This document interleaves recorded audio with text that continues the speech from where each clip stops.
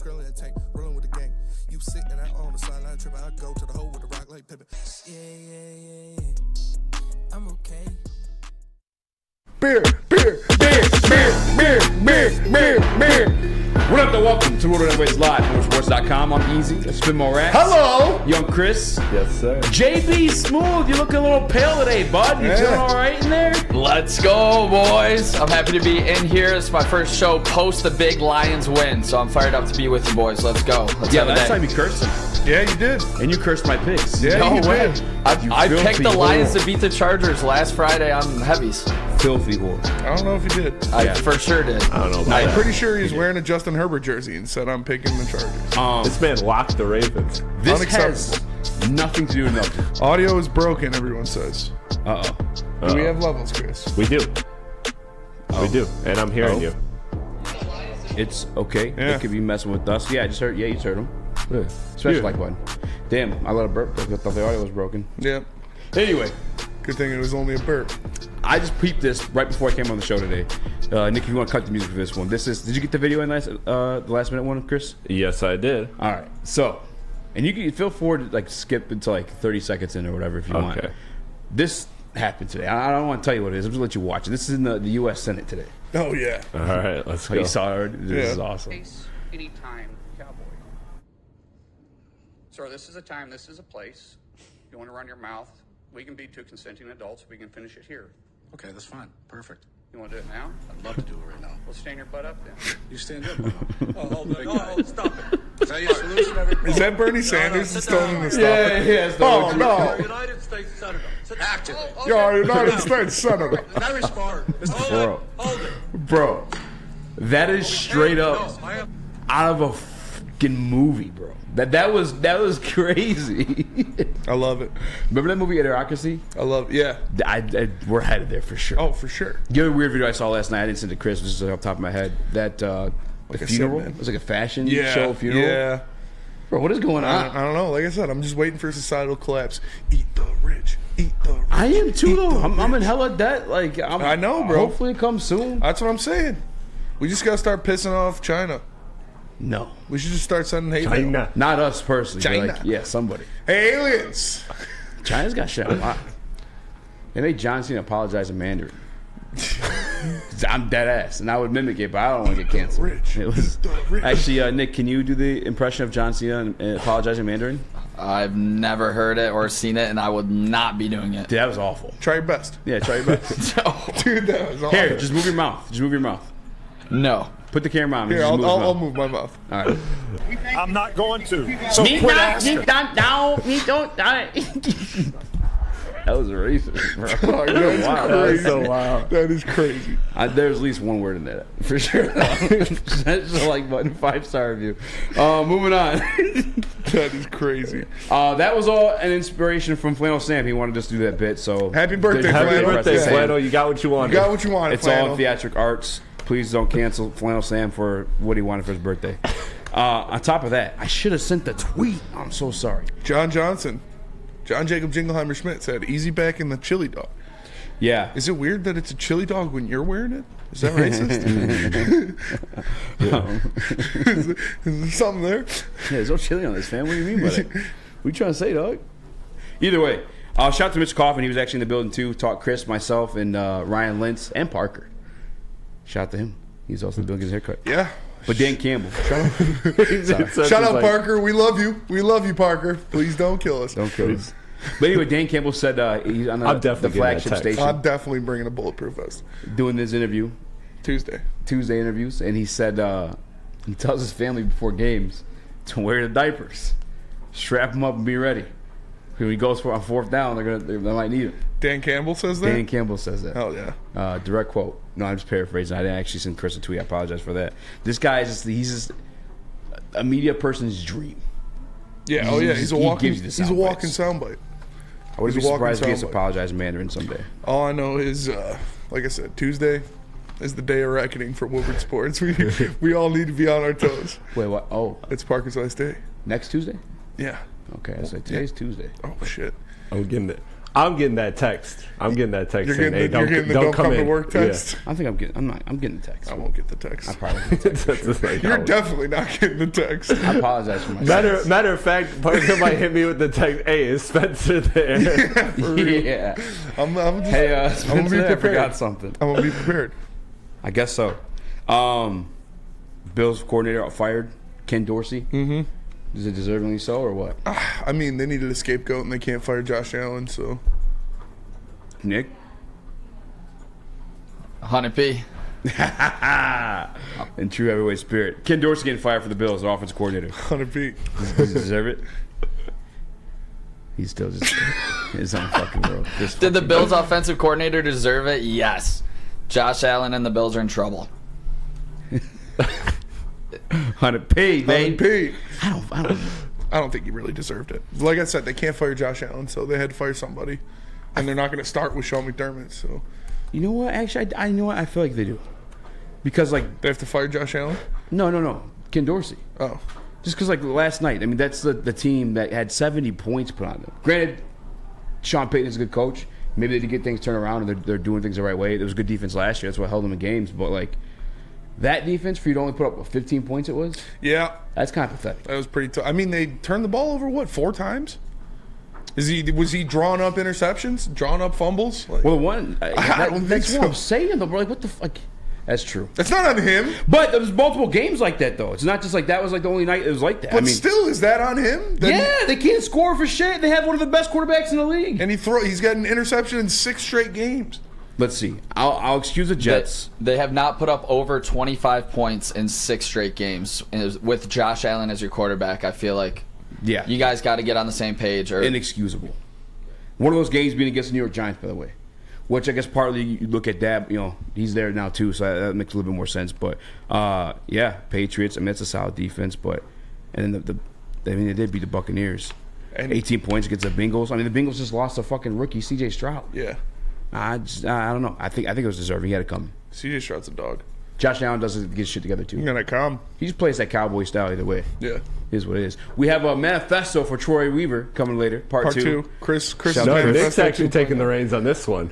Nick's taking the reins in this one. why'd you go to me? I don't like this. Nick was fired up for that topic. I know, He but was. I don't like this. Like, Yeah, With the manifesto talk? too or- many manifestos going on. Parker's leaving. Like, something's going to happen. Like, something's going to happen. No, nothing's going to happen. You're the one, when I got scared about you talking shit to the aliens, you just kept This is going. way more realistic than aliens. The aliens are real. They're in Mexico. Okay, but how many times does It's an funny. office get It's shot funny. up by aliens? Because, like, illegal aliens. Yeah. How many times does an office get shot up by aliens? It's never reported because no one wants to know the truth.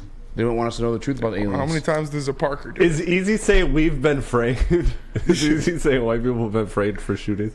No. they blame I'm it saying on the it's white we people. just haven't heard about it. It's actually aliens. I'm just saying, don't call it the aliens and don't call it the Chinese. I don't want none of that on this show. You're the one. I don't want no problems. I'm the one. You're the one talking. All I know is Yeah, yo. you guys saw our thumbnail, and that was because Jameson Williams on his day off had a lunch. And grade this lunch on a scale of 1 to 10 from Jameson Williams. Chris, do you have this Yeah, I picture? don't know. I thought this was. Yes, I do. I thought this was Lucas's when I saw in the chat. No, yeah, this is I thought it was Lucas. You know, in a group chat, it like cuts off the top half. yeah. It could be no. Would you eat that? No, fuck them. No. Hard pass. McDonald's is like awful. I don't understand why they're like the number one franchise. I mean, I guess I get it because there's one on every single like corner. You can't go like 2 miles without seeing a McDonald's unless you're on the freeway or something like that. Makes sense there, but like, the food's never ever been good to me in my life. I think the best thing they had was like the fries, and they had those like wraps for a little bit too. Snack wraps? Yeah, those bitches were fire. They'll Those make them slap. anymore. The breakfast is fine. That's fair. McDonald's breakfast does slap. I can't deny that one. And, like, their whole that is disgusting. Their whole thing was like, we're cheap, and now it's like $11 for 2 burgers. Like Yeah. it's like no. Yeah, like, no more dollar. You got like 2 for $5s or something. I'll pay $2 more and I'll go to a nice restaurant and get a burger. Like, Would you Yes, eat? that's where would I'm you at, eat too. McFlurry on a burger like that though? I mean, that what everyone's that done the was? fries in the McFlurry, right? That's Yeah. what everyone's done like that combo. like a Frosty, On a regular burger or McDonald's burger? like that burger. A burger. Not a McDonald's burger, no. I hate McDonald's. McDonald's burgers are fucking disgusting. I feel like it would be other way around, that you would throw it on the McDonald's burger because it already is bad quality. You wouldn't throw it on a real burger. But see, I just hate the McDonald's burger so much. I don't want that meat in my mouth. You know what I'm saying? not my thing. That's fair. Hey, I'm not judging. just Just wants like a to different shoot meat. straight. I saw Nick's brain processing the hit that button. He like stopped talking, looked down. I saw the beach ball loading screen. I'm not eating that. You? Super Mega Lions fan says we used to have dollar menus, SMH. We used to have so much in this country. Think about because I'm definitely the oldest in the show. I'm pretty sure. By far. It's crazy. I don't take any offense to it, but it's crazy. Grew up with a VCR. Grew up with Blockbuster. Yeah. I took my kid to this dinosaur exhibit on Saturday, and orangutans are going extinct, crucially extinct. Damn, so at one point in my life, I'd be like, "Yeah, we used to have orangutans." You remember the fake breakfast food in the mall that kids used to climb on? Yeah, that shit. I don't think they got no more malls. Blockbuster. Malls in general. Malls in general. Yeah, are gone. videotape, and now the dollar menu. Yeah. Back in my day, cheeseburger was $1. That was that's the best. That's what my dad used to always say. My dad used to be like, "Oh, I paid 2 quarters. So I paid 50 cents for gas." And it's like okay, yeah. But now it's like I remember when a McDonald's burger was not $11. Yeah. Like Back in the day, it's dude, different. they used to be the best. All the boys. I've talked about the Shadow before. Darius used to have the Honda Shadow, and that was the trap whip. We used to be like 6 deep in there, just blowing blunts, and we'd roll up to McDonald's. Everybody would have $3. You get 2 McChickens and a large Fruitopia. Hot and Ready's no longer $5. Yeah, it's Actually, $5 are they? footlongs. I think they still stayed $5, right? Yeah. You know who stood strong for us though? Who? Arizona iced teas. Still 99 cents? I was never. I thought they just went up. I don't know. It's like $1.17 at Speedway, but then you use the Speedy card and it goes to $1. Ah. Wicked smart. Wicked smart. Wicked smart. Wicked hot chowder. Today's show, I want to dive a little bit deep because we have a Michigan fan here finally to talk about J.J. McCarthy going in the first round. Speaking of college football, Dan Campbell, Texas A&M. Mike Florio. With all due respect, brother, I've been trying to monitor myself, be a little bit more wiser on Twitter with the words I choose. I decided not to respond to that one.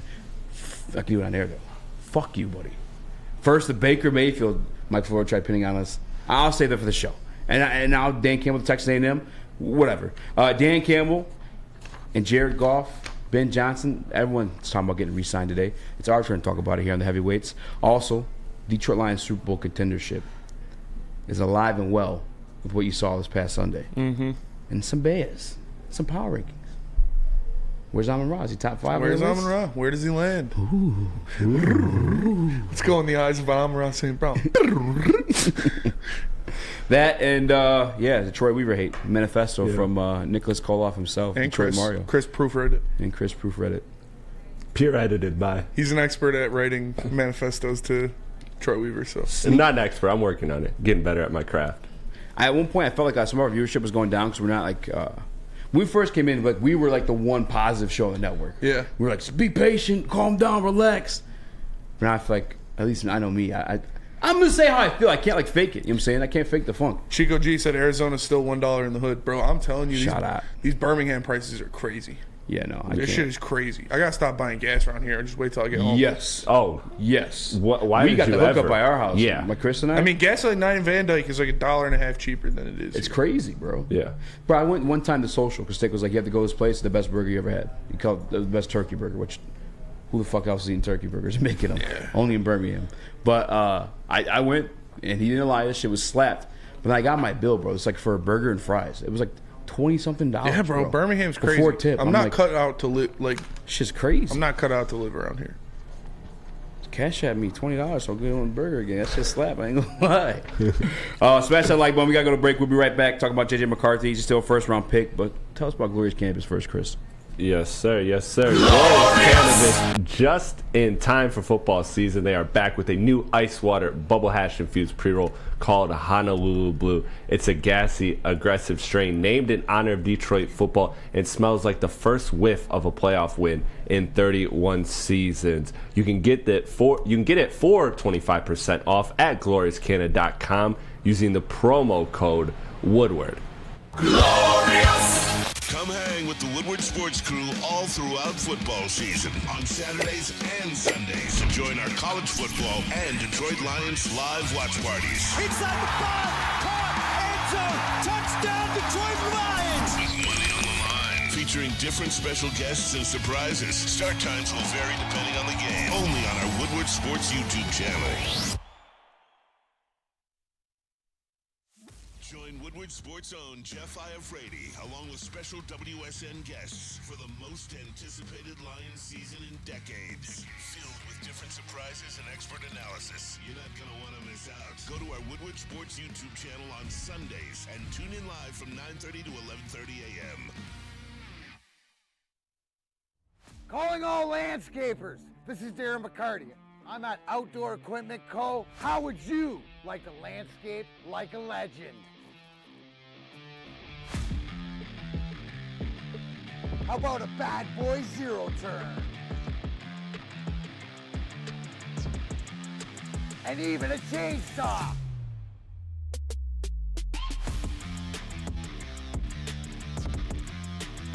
And even a weed whipper.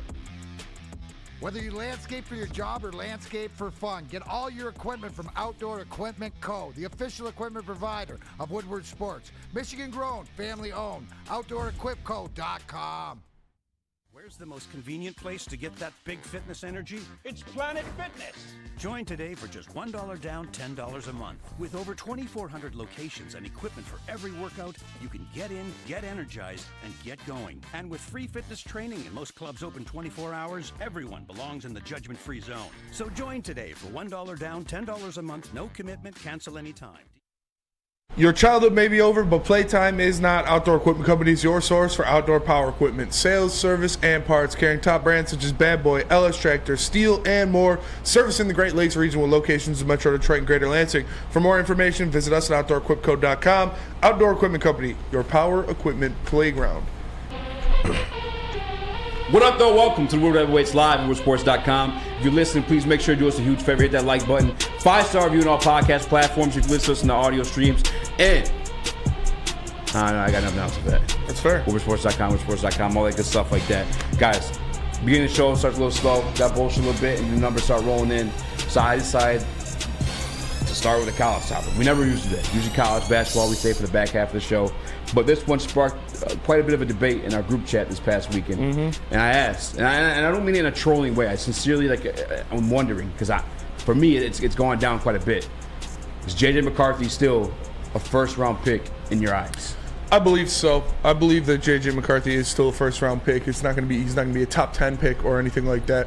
But I do believe he is still a first-round pick. You look at his ability, his intangibles, his size, his speed, his arm strength. A lot of the things he can do translate very well into the NFL. I remember, excuse me, a couple years ago when he made his first appearance for Michigan, he came in at Ohio State when the game was kind of over, and he was running to the left and threw a bomb off of 1 foot, like 50 yards down the field. And I was like, yeah, that kid's going to be in the NFL. Like, he's got the capability. He has the arm talent, and I do think he's going to be in the NFL. I do think he's going to be a first-round pick. It's just they're not asking him to do much. They're not asking him to do anything, which does hurt his draft stock. It does hurt what GMs have seen. But I think based off of, like I said, the intangibles, his ability as a player, I think he's going to be a first-round pick. Nick, you're the actual only Michigan fan in the room right now. Please be honest. Just take your bias out of it. Don't look at him as either a Michigan quarterback. Just as a quarterback coming out of the draft into the NFL. Do you think he goes in the first round? Yeah, it is certainly hard to judge the way they do run their offense and the way the Big Ten is lined up. They just pound the rock every single game, and I mean this year they haven't been able to do it as successfully. So you've been able to see a little bit more of that arm talent with deep crossing routes to Roman Wilson, I think, that have come out.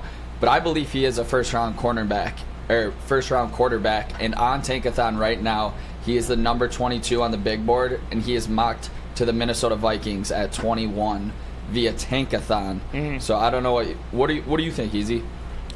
Personally, I don't. At one point, I was with exactly what Spinney said. A little bit what you said too. Like, you saw moments there, but when it comes like a first round, if he is, I can see it's like in the back half of the first round. And you said pick 22 on Tankathon currently. Like that makes sense, and especially to like a Minnesota Vikings team that they need to do something. If I'm not mistaken, this is Kirk Cousins last year. He's coming off an Achilles injury. He's 30 plus now as well. He's been demanding all guaranteed cash. I know there's something they want to re-up in, although they were, you know what I'm saying, looking pretty good last year. They won score games. I felt a little bit different about it, but I don't know, man. I just don't see it. Where they play in the Big Ten. And I get it's like the old school style football where everyone in the Big Ten just plays that boring brand of football. You're just running the ball. But if he's a first round prospect, and by the way, he has first round prospect like weapons too. At least elite weapons for that in the Big Ten for damn sure. That's inarguable in my opinion. The roster's better than every other team outside Ohio State's week to week. I feel like I don't know. We should be seeing more. He should be doing more. Should be trusted with more. And I feel like watching Josh Allen, guy who's highly skilled, but obviously can't seem to put shit together consistently. I feel like that's a little feature of JJ as well. You know what I'm saying? I mean, I could still see the first round, but I'm thinking more so back half than I am anything early. Yeah. In a second round pick. Oh no, I don't think he's going to be a top 15 draft pick or anything like that. It'll probably be the 4th or 5th quarterback off the board. But this is a very deep quarterback class. There are a lot of teams who are going to need a quarterback coming forward, and Minnesota would make sense. Chris? I think when it comes to him, he's given me, not just from not talking anything on the field, evaluating prospect for prospect, but just how polarizing he seems to be. It's given me a lot of Will Levis vibes and flashbacks to last year in the draft. Remember, there was the couple days before the draft, there was odds for him to be the number one quarterback or the number one pick, let alone quarterback, and then he ends up falling to the second round. I think it's very similar with him. There's just a wide range of outcomes. I think he is that prospect that, like Spencer said, with his talent and his physical abilities, he could be that guy that you walk out of the draft combine going, wow, this is the guy, and his stock could skyrocket. Or he could be that quarterback that just nobody knows how they feel about him, and he ends up being a second round draft pick. So I think late first round makes sense just because the value of a quarterback is so high. Somebody will probably talk themselves into it. Yeah. But in reality, I could see him slipping to the second round like Will Levis did last year. Yeah, what talked me into it was, by the way, Will Levis, better numbers than J.J. McCarthy, too. Right. If I'm not mistaken. Mm-hmm. But what talked me into it was thinking that, you were in the group text that Saturday. I was like, well, Kenny Pickett was a first-round pick. But then I thought back. Kenny Pickett had 4,300 yards and 40 touchdowns. Exactly. Yeah. And then on top of that was the driest quarterback class, I feel like, in the past decade almost. Kenny Pickett was the only first-round pick. I don't believe we saw another quarterback. Actually, was Desmond Ridder third round or second round? If someone wants to double check on that one. But I know we didn't see another quarterback until late onto that draft. So him being a first round pick was also a little bit of an act of desperation, I feel like, too, because it's the only guy to grab, and they needed somebody. No more Big Ben. Okay, third round for Desmond Ridder, and if I'm not mistaken, he was the third guy off the board. It was just a weak quarterback class. So I'm thinking, okay, if Kenny Pickett had better numbers or better resume, I should say, I would say JJ's a little bit more skilled than Kenny Pickett, though, with raw ability. I could see why he was a 5-star athlete. I just haven't seen it put together. The other part that confuses me, too, is everyone they call Jim Harbaugh this quarterback whisperer. And then, again, I promise you guys, it's not like a knock at Michigan. I know you guys get really defensive, but I'm just trying to break down what this kid is as a prospect when it relates to the NFL. But Jim Harbaugh, he should be the one to make that work right now. Am I wrong, Nick? I mean, he's the quarterback whisperer. I've wanted to see more out of the quarterbacks since Jim Harbaugh took over, because that's everything that we heard about was him being this quarterback whisperer, and he has really contained J.J. McCarthy. I think you're finally starting to see it against Penn State a little bit. They finally let him run. I believe they were scared of injury with J.J. because he does have the read option of ability, which I think NFL teams will appreciate. He can get out of the pocket. He can throw on the run. I think that's all good and dandy. But when it comes down to playing in big games, the last big game that we saw him play was the college football playoff, where he threw 2 pick sixes. Mm-hmm. Yeah. I think this year it's going to come down to what do you do against OSU at your own building, and then what do you do in that college football playoff when they inevitably get there, or at least they're favored to get there. They're the odds-on favorite to win the national championship. So it seems like Vegas really buys into JJ leading this team all the way there, and I know a lot of money always comes in on Michigan, but I have to see it in this big situation, and I believe NFL GMs have to see it in this big situation to really put a first-round stock into a quarterback that you're going to trust with your franchise. I mean, as a Michigan fan, as a guy who still thinks he's going first round, if he does land with the Vikings, is that a scary situation for you? Just granted the weapons they have on top of that, Addison and I am very bullish on the Vikings right now. I'm still not bought in on all the hype, but I mean, if they do keep Justin Jefferson and with Jordan Addison, with Hawkinson, that would be a scary offensive potential. I don't know if it would happen right away in year one, but maybe if he sat on the bench for a year prior to, yeah, I could see it being a little bit scary in Minnesota. Spinning? I'm not worried about Minnesota. Like I said, they're gonna be Minnesota. They're gonna fuck something up. And JJ wouldn't be starting his first year in the NFL anyways. So, what if they don't I guess Dobbs, but yeah, the same can be said for. If he's brought into a team and told to start immediately, it's gonna be a failure. Yeah, I feel like that way with like almost any quarterback outside of obviously C.J. Stroud. And a lot of the comps made to C.J. Stroud was our guy JG, and it's like I felt that ability too. Like he has his ball, the touch he has, and his ball is so damn pretty. Mm-hmm. I mean, it wasn't a touchdown throw by any means, but it was one of those like third down conversions. While I was watching Red Zone, it was like just right on the money, just over the defender's head, like right where it needed to be, right before the receiver had to step out of bounds for it. I think it was Tank Dell. Shout out though, it saved me in fantasy last week. But I don't know. I just found myself questioning that, and obviously it turned into like Booner and a couple other guys reading the group chat because it blew up. So I figured it'd be a good show topic. Yeah. But yeah, I don't know. I could see again if it is, it's probably gonna be like a late first round pick because everything you said is true still, like the actual skill set. Yeah, he's got the skill set and the intangibles. We just haven't seen him do it consistently at the college level, which is a thing that NFL GMs, they're not too focused on. Obviously, they want to see you show out, but if you have the size, the arm strength, the mobility that he does, that'll definitely give you a lot of credit going forward. And like I said, I think his game can translate pretty well into the NFL.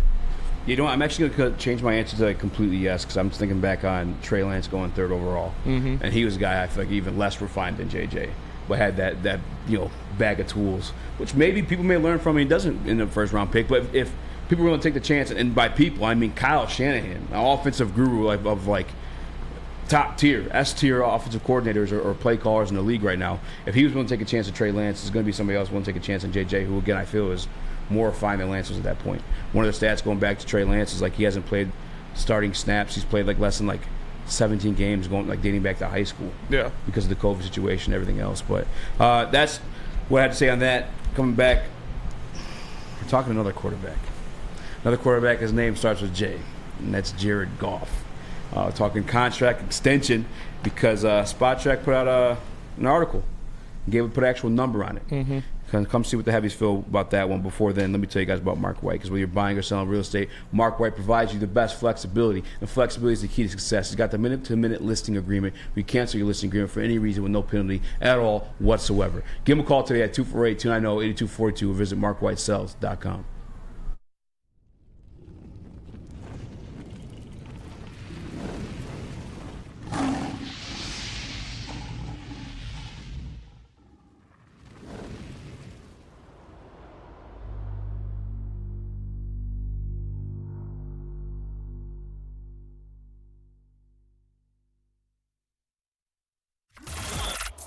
Woodward Sports' own Tom Mazaway and Sam Stick Day will be hosting our Lions postgame show after every Lions game all season long. Tune into the Woodward Sports YouTube channel for his hot-off-the-press takes, game analysis, and Kool-Aid sipping celebrations. You won't want to miss it. Join Maz, Stick, and special guests each week immediately following every Lions game, exclusively on the WSN YouTube channel.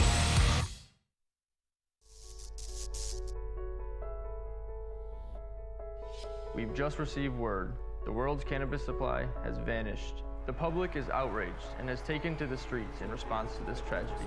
The individual responsible acted alone, and we can only hope they will make things right soon.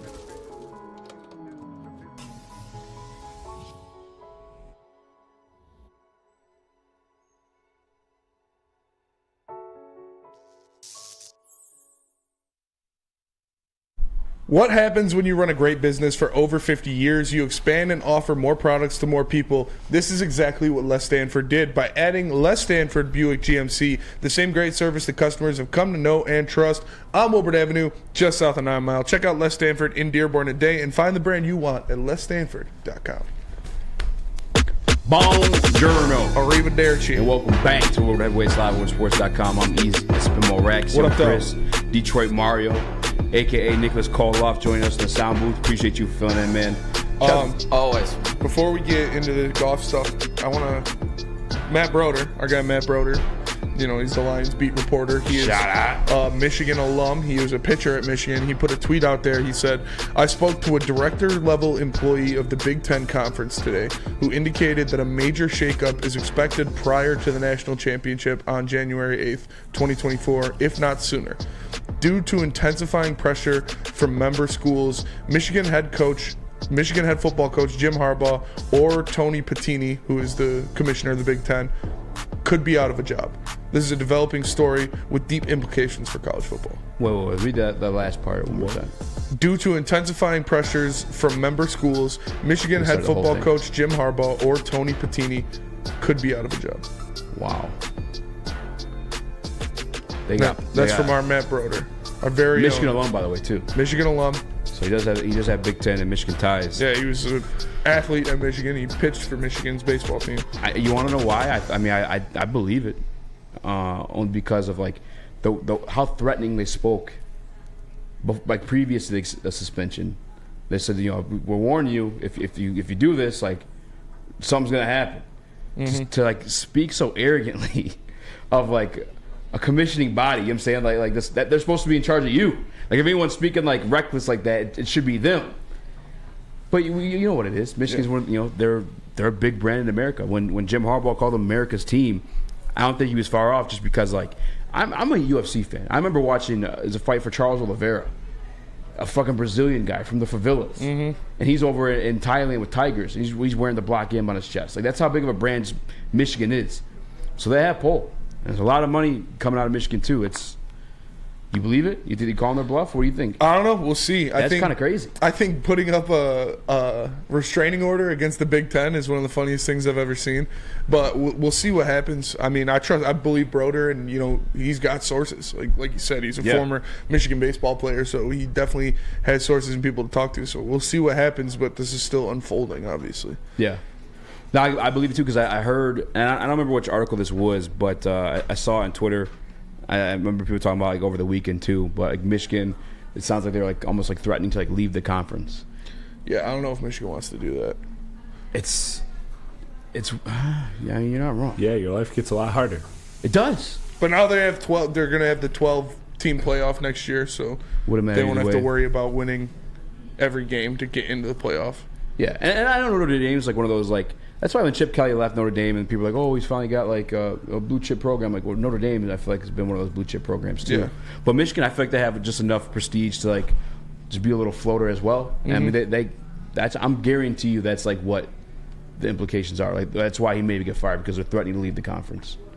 And I like you said, life does get harder. It's one of the reasons I was kind of like tough in my evaluation of JJ, because like outside, you're not playing SEC football. You put up these numbers. You're playing Big Ten teams. Cupcake schedule on top of that. Every time you're going outside the conference, like you should be putting up Heisman numbers, not just getting the Heisman because your team's like winning the, annihilating everybody. I don't know. I think they'd be fine if they left the Big Ten Conference, just like a Notre Dame type situation. I couldn't see them going. Obviously, Pac-12's going under. Big 12. Spending what you got. Also, we got breaking news here from Tom Pelissero. Veteran pass rusher Bruce Irvin is signing with the Detroit Lions. What? Let's go. Is that real? So it's the real Tom. Yeah, it's the real Tom Pelissero. It's the real Tom Pelissero. 627K followers, Tom Pelissero. Holy shit, yeah, because that guy's noties on. Yeah. So Bruce Irvin, you guys probably know him from the Seahawks. He played for the Raiders most recently. Is signing with the Detroit Lions. That is a guy who can help the pass rush. I want to see how old he is. Oh, he's definitely up there. He's born in... He is 36. Bruce Irving is. 36 years old. Oh, my God. 55 and a half. 55 and a half career sacks. Yeah. He definitely was a baller on those old Seattle teams. Last year for the Seahawks, he had in 10 starts, he had 3.5 sacks, 28 total tackles. Which, if you think about it in this way, Dana Hutchinson, 10 starts, right? 6 or 7-2. Almost damn near 10 starts. Right around that same sack number. Mm-hmm. And what we've been... Listen, I went to defend the Glen yesterday, Because I'm telling you guys, there's X and O's and there's pros and Joes. And you guys say, oh, he stayed in soft man zone the entire time. No. I promise you guys, they're switching shit up. They tried blitzes. They tried cover 2. They tried, they tried everything. Majority zone, because that's how you want to guard Keenan Allen to begin with. They tried multiple things. And at some point, your guy has to beat the guy across from him. Whether it's in the secondary or on the line, I think a lot of us been wanting more on the defensive line specifically because you have a guy who's supposed to be a blue chip prospect in Nate Hutchinson, a guy who leads the league or is at least a top 5, top 3 when it comes to applying pressures to the quarterback, and he only has 4.5 sacks to show for it. We need somebody else on the defensive line. That's why we were crying and bitching when he didn't take a shot at Chase Young. Yeah. I get Bruce Irving's, 36, you said, Nick? But the 3.5 sack, it's another body because obviously right now Charles Harris isn't doing it for you. Yeah, it's a guy you can bring in. Maybe you can play that Sam role. He is a guy that can play, linebacker or defensive end. In 103 career games, he has 55.5 sacks. He's got 129 quarterback hits in those 103 career starts. So this is obviously an older player. He's like I said, you guys are probably most familiar with him from the Seahawks, his time with the Seahawks. So we'll see. Elgato says, "Damn, that's 1,000 in NFL years." It is a guy. It's a pass rush specialist. They brought him in to try to help. So we'll see what happens there. Yeah, Irvin will start out on the practice squad, which I'm not necessarily pissed off about because it kind of makes sense. You want to regain your legs a little bit there too. He is 36 years old, and he does have to learn the system as well. But I wouldn't be surprised if he moves up a lot sooner than people expect. In 36, you're not just trying to sit on somebody's practice squad, especially when you have the resume he does. He could almost attach himself to any Super Bowl contender at this point, just ride through the playoffs like an Eric Weddle or something like that. You know what I'm saying? I like this signing a lot. Obviously, it's something that we wanted to address. The trade line pass use, you weren't getting those premier edge talents, but get somebody. That's all we've been asking for, and it just makes me feel positive too that maybe. And I don't know what you make of Clear Dorsey in the short time he played before Jerry came back. I still think secondary depth's a pivotal piece to make too, but I feel like something's coming there as well. Yeah, I'm not getting too excited about this. We'll see how much of an impact he really has if he goes out there, and I assume he's going to get further than the practice squad, but he's a very elder statesman, we'll say. He's going to be an older guy in the locker room, and I don't know how much of an impact he's really going to make on these games. But again, it's something. He's going to make some.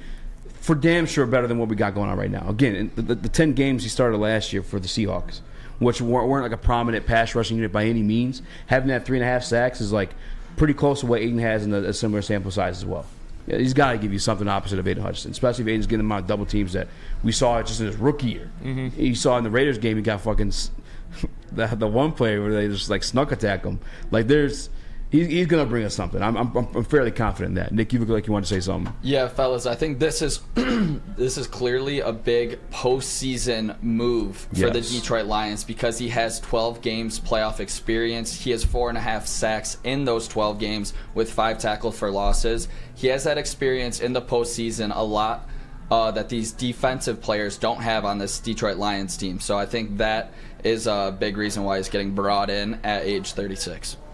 Yeah, and I'm looking at his PFF grades. I read into that how you like, but they're fairly decent too. Overall 6, yes, isn't the greatest, but and run defense 69, pass rush 55. But again, just coming off at 35 years old, I don't know. I think there's something there. If not, at the very worst, a rotational piece for those third down situations. Reminds me when didn't they bring in Dwight Freeney for a year? But Freeney was straight for a little bit. But Dwight Freeney's a Hall of Famer. Yeah, Dwight Freeney actually is not a Hall of Famer. That's fair. One more thing too, I guess, when we're speaking of edge rushers alongside this defensive line, I look at Dan Campbell spoke with the media again today, and he mentioned, it wasn't the media by the way, it was a flagship station, but he mentioned James Houston's name. We're not going to probably see him to the back half of December at the earliest. Mm-hmm. So that's something probably be back for a playoff push, which I think maybe again another reason why you're bringing in a Bruce Irvin, even as a mentorship too for my guy James Houston as well, to play a similar role because he's new to that Sam role. Yeah, edge rushing was his thing, back at. That is something that I thought, and that probably means we're not going to see James Houston for a little while longer. For sure, I'd assume so. Maybe something happens with Will Harris too, because he's been active a few times, flipping back and forth depending on the matchup, I guess. Charles Harris. Maybe we see Sue. We'll see. That was the roster spot that was opened up with Big V being placed on IR. Oh, they put Big V on IR? Yeah. Oh, I didn't see that. Happened today? Yeah. Oh, about time. Something was going on. I thought because they had him suited up. It was like, why is he suited up? Why are we also like, maybe because we were down so bad. Maybe if they needed him, he was going to play. But like, why are you suiting up if you're not healthy? Why are we wasting a roster spot? Put the man on IR. Yeah, and let's go get Bruce Irving. Man, I get. You're really hype about that? Like, yeah, man, absolutely. I just defended Glenn yesterday for that very reason. I mean, he's not a blue chip by any mean, but again, you recognize his name for reasons because he played well. 55.5 career sacks. You know him because he played on a championship team. He's part of a great defense. I mean, like Nick said, along with like having another body there alone, the experience is valuable in itself too, especially for like a James Houston if he does come back. Yeah, I'd say the best year of his career was probably 2019. He had 8.5 sacks. Yeah. So I mean, we'll see. We'll see what he can truly do. What he has left in the tank. He's going to be used in a very limited role as a pass rush specialist, I'm sure. That's what I'm assuming too. He's always been like a good run defender too. He's a solid ass guy. I mean, if we have Charles Harris doing nothing, I might as well get somebody who has a better resume than Charles Harris there. Because Charles Harris got to be coming up in his 30s or at least late 20s for damn sure. I like it. Again, yesterday you heard me bitching. I'm like, you want to bitch about AG? Tell me what he's working with. It ain't much. I mean, get him something else. It's old, but fuck it. The one said, "LOL, he looked old in a recent pick." He is old. He's almost 40. He's almost 40 years old. Fresh legs, says Juices Ghost. He just turned 36. I wouldn't describe it as fresh legs, but like I said, they're going to use him as old, crusty, fresh legs. They're going to use him as a pass rush specialist. I'm not sure how much impact he'll actually have on this team, but we'll see. I just like that it's addressed, I guess, versus just kind of just like somewhat arrogantly just riding with what we got right now. Because clearly it's just there's been something we wanted Chase Young for a reason. People want AG fired. They don't know the reason, but that's part of it. You need something to work with here. But let's go to break. If you want to talk about that, talk about the Jared Goff stuff, all that and more. But first, tell us about Guardian Alarm. Guardian Alarm offers you customized solutions from real experts. Their professional technicians take the time to recommend security and automation solutions specific to your needs. They also have 24/7 professional monitoring. You can call them anytime, day or night, and a Guardian Alarm team member will stay on the phone as long as needed. And of course, they have technology backed by people. Your safety and security is their technology. It's been proven to work, and people who have been proven to care. So call them at 1-800. Stay out. That's 1-800. Stay out. And let them know Woodward Sports sent you. Brace yourselves, Detroit. As the sun begins to set, two of Woodward Sports' brightest young stars will be taking the mic for a brand new show. Woodward Nights with Spooner and Broder. The dog days in Detroit are over, and the boys are unleashed. Join in on the banter and hop on the bandwagon of the #1 night show on the internet. Tune into the Woodward Sports YouTube channel every weeknight from 8 to 10 p.m. Woodward Nights with Spooner and Broder. How would you like to win not one, but two vehicles of your choice? One for you and one for your wife, your girlfriend, or your best bud. Get to Lady Jane's today for an award-winning haircut and automatically enter for your chance to win. Courtesy of Les Stanford Buick GMC of Ferndale. Lady Jane's, open 7 days a week, walk in anytime. It's wicked awesome. Join Woodward Sports' own Jeff Iafrate, along with special WSN guests for the most anticipated Lions season in decades. Filled with different surprises and expert analysis. You're not going to want to miss out. Go to our Woodward Sports YouTube channel on Sundays and tune in live from 9:30 to 11:30 a.m. Dispo Dispensary is your local cannabis plug. They got 12 locations across the great state of Michigan. Got to be 21 and up to enter. Make sure you stop by the Romeo location. It's open until midnight. Also, the Hazel Park location, November 21st.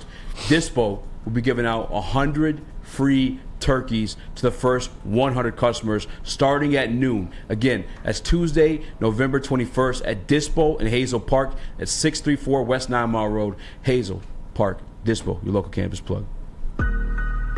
What up, though? Welcome back to Water Heavyweights Live on WoodSports.com. I'm your boy Eazy, joined by my guy Spin Mo Racks. What up, though? You know, Chris, JB Smooth's gone, so we got Nicholas Koloff, a.k.a. Detroit Mario, in the building. Let's go. If you missed it, Detroit Lions just signed.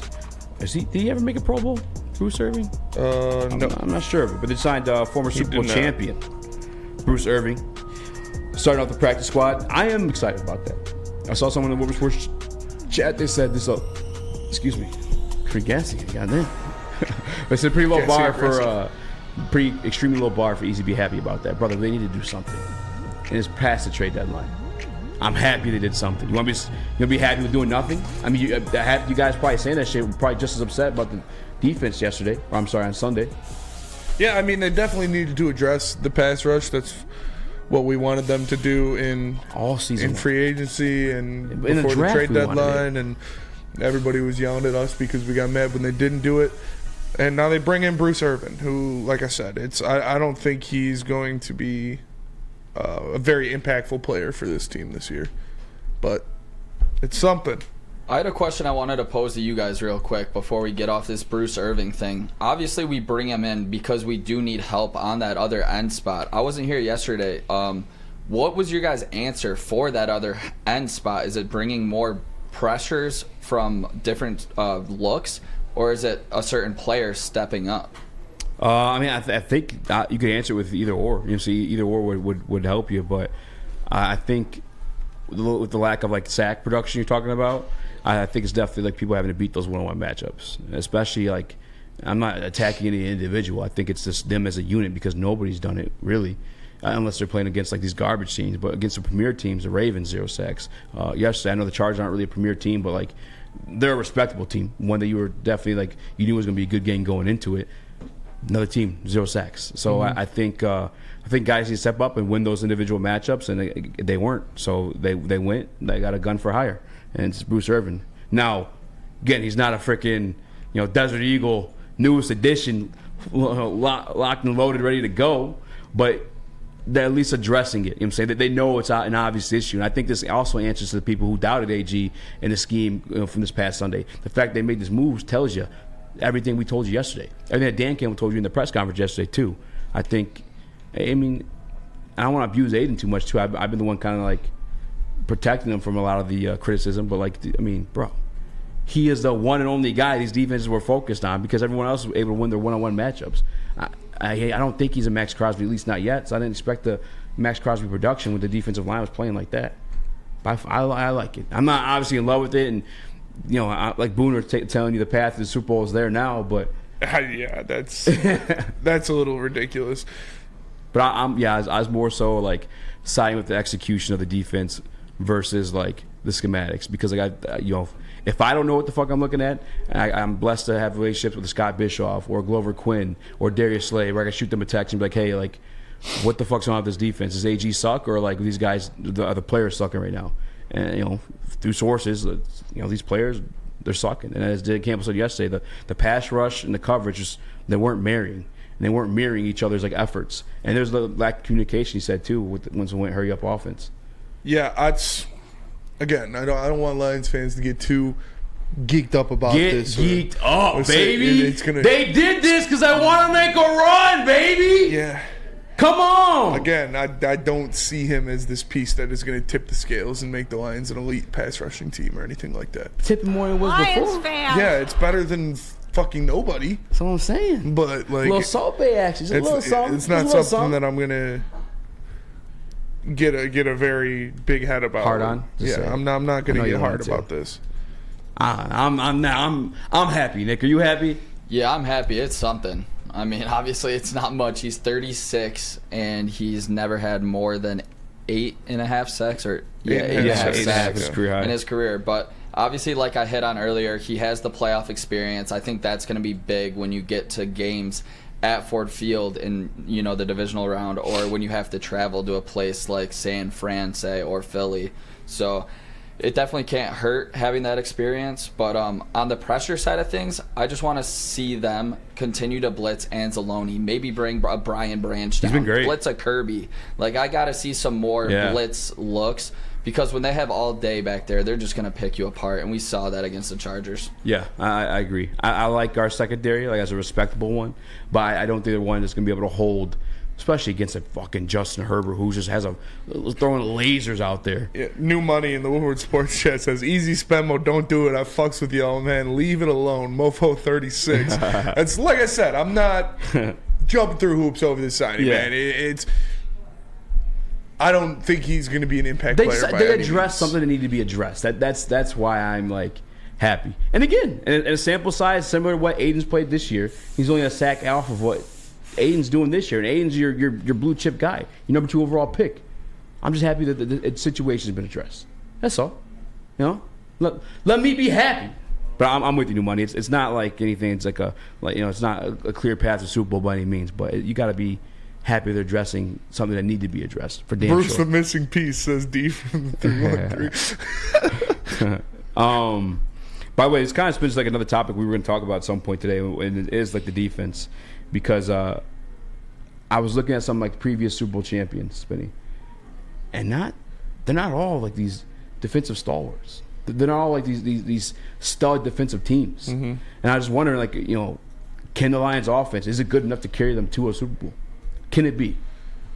See, man, I mean, they might not be defensive stalwarts, but they were able to sack the quarterback. Like, that is the most important thing on defense, other than forcing turnovers, is sacking the quarterback. And that's where I'm at, too. You said exactly what I was going to get to, is like, yes, it's nice to have on paper and like have like reliability when you look at your team. And you're like, okay, we're top 10 here, going up against this team who's like 13th in rushing and then 15th in passing, because then you feel more comfortable saying like we got the edge right there. But I think more than anything, what you just said and what we've been saying, the turnover is key. That's what helps you win games more than anything else is that turnover. Mm-hmm. As we said yesterday, or we said all season. I apologize. Last year.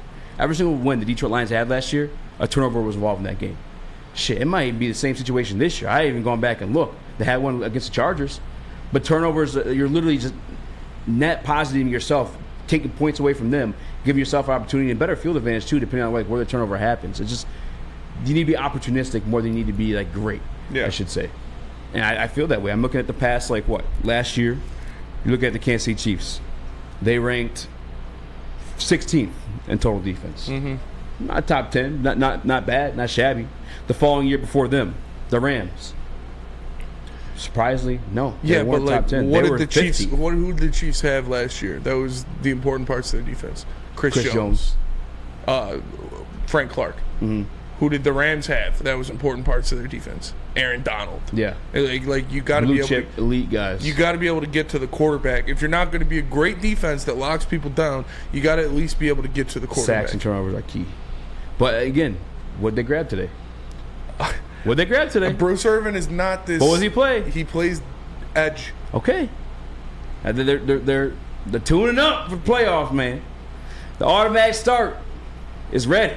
Who would you rather see out there? The seat warmer's right on. Now. You got hop in. Who would you rather see out there at edge right now? Bruce Irvin or Josh Pascal? I feel like Josh Pascal plays more of the interior, so I'll go Bruce. Bruce Irvin or Julian Okwara? Julian Okwara. Bruce Irvin or Romeo Okwara? Toss up Romeo. I mean, to be fair, so that's what I'm saying. If he's a toss up with Romeo Okwara, who's got like what, 1 sack on the season so far. But we needed somebody though. I don't understand why you're like, did it not need to be addressed? It did. But like this is not something that I'm like. It's a possibility of being a solution. He's changing the defense. Look out! Like I'm not getting. Is it better than nothing? Kind of, a little bit. It is. It's not a little bit. It's a yes or no answer. The answer is yes. Barely. And to be honest with you, I don't get the. I know who Bruce Irvin is. I watched him win a Super Bowl with Seattle. I knew he played with Oakland for a bit, and I think they made the playoffs too when he was there in Oakland. Mm-hmm. I know who he is. Maybe he is nicer. I'm not watching him week to week like I am Julian. Bro. That's okay. That's all right. He's gonna be coming off the edge with a walker to get to the quarterback. Hey, Eric Weddle hit the field in a walker and helped the Rams win a Super Bowl 2 years ago. Yeah, but that Rams defense had a lot of other pieces. Dominican Sue, old as shit too. The Philadelphia Eagles said, "Fuck it, we could use an extra body." Like it's not. I don't know. Understand like the dragging your feet about it. I'm pumped.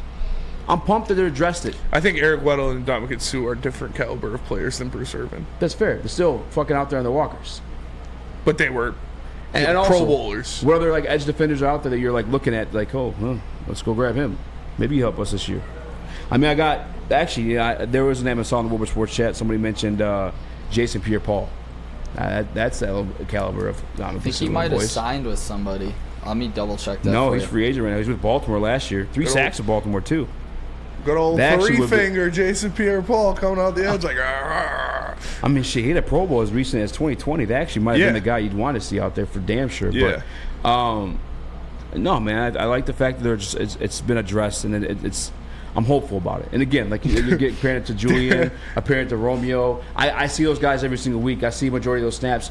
I really only seen Bruce Irvin in those like prime time slots. And again, he's a name you know for a reason. Not worried. Said James Harrison was old too. Good players are just okay. Like James the Harrison names you guys are naming That's fair. are better caliber players than Bruce Irvin was when they were in the like. James Harrison is probably going to be a Hall of Famer. Like Ndamukong Suh, borderline Hall of Famer. Yeah. Eric Weddle, multiple-time Pro Bowler. Jason Pierre-Paul, multiple-time Pro Bowler. Like, yeah. APP signed with the Saints. Oh, he's with the Saints? Yes, sir. Does have you registered stats with him? He must be on the bench. Jason Pierre-Paul to practice squad via ESPN. Yeah. Damn, so they fucking beat. David Baxter says, just don't hit the QB above or below the waist with the wheelchair and we good.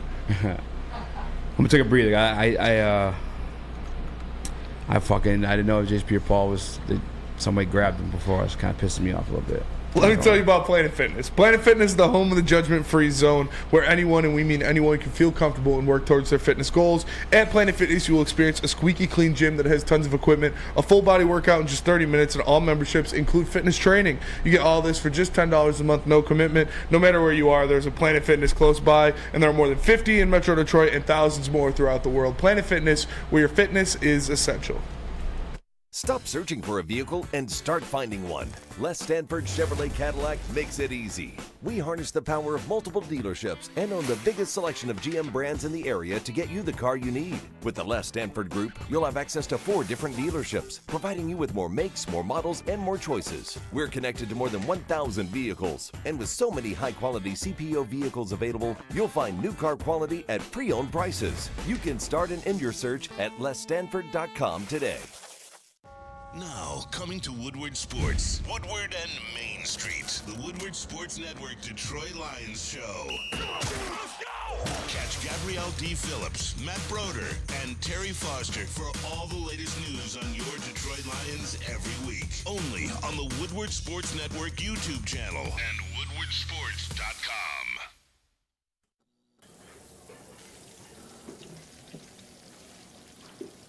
Burgers and chicken sandwiches are taking over at Big Boy.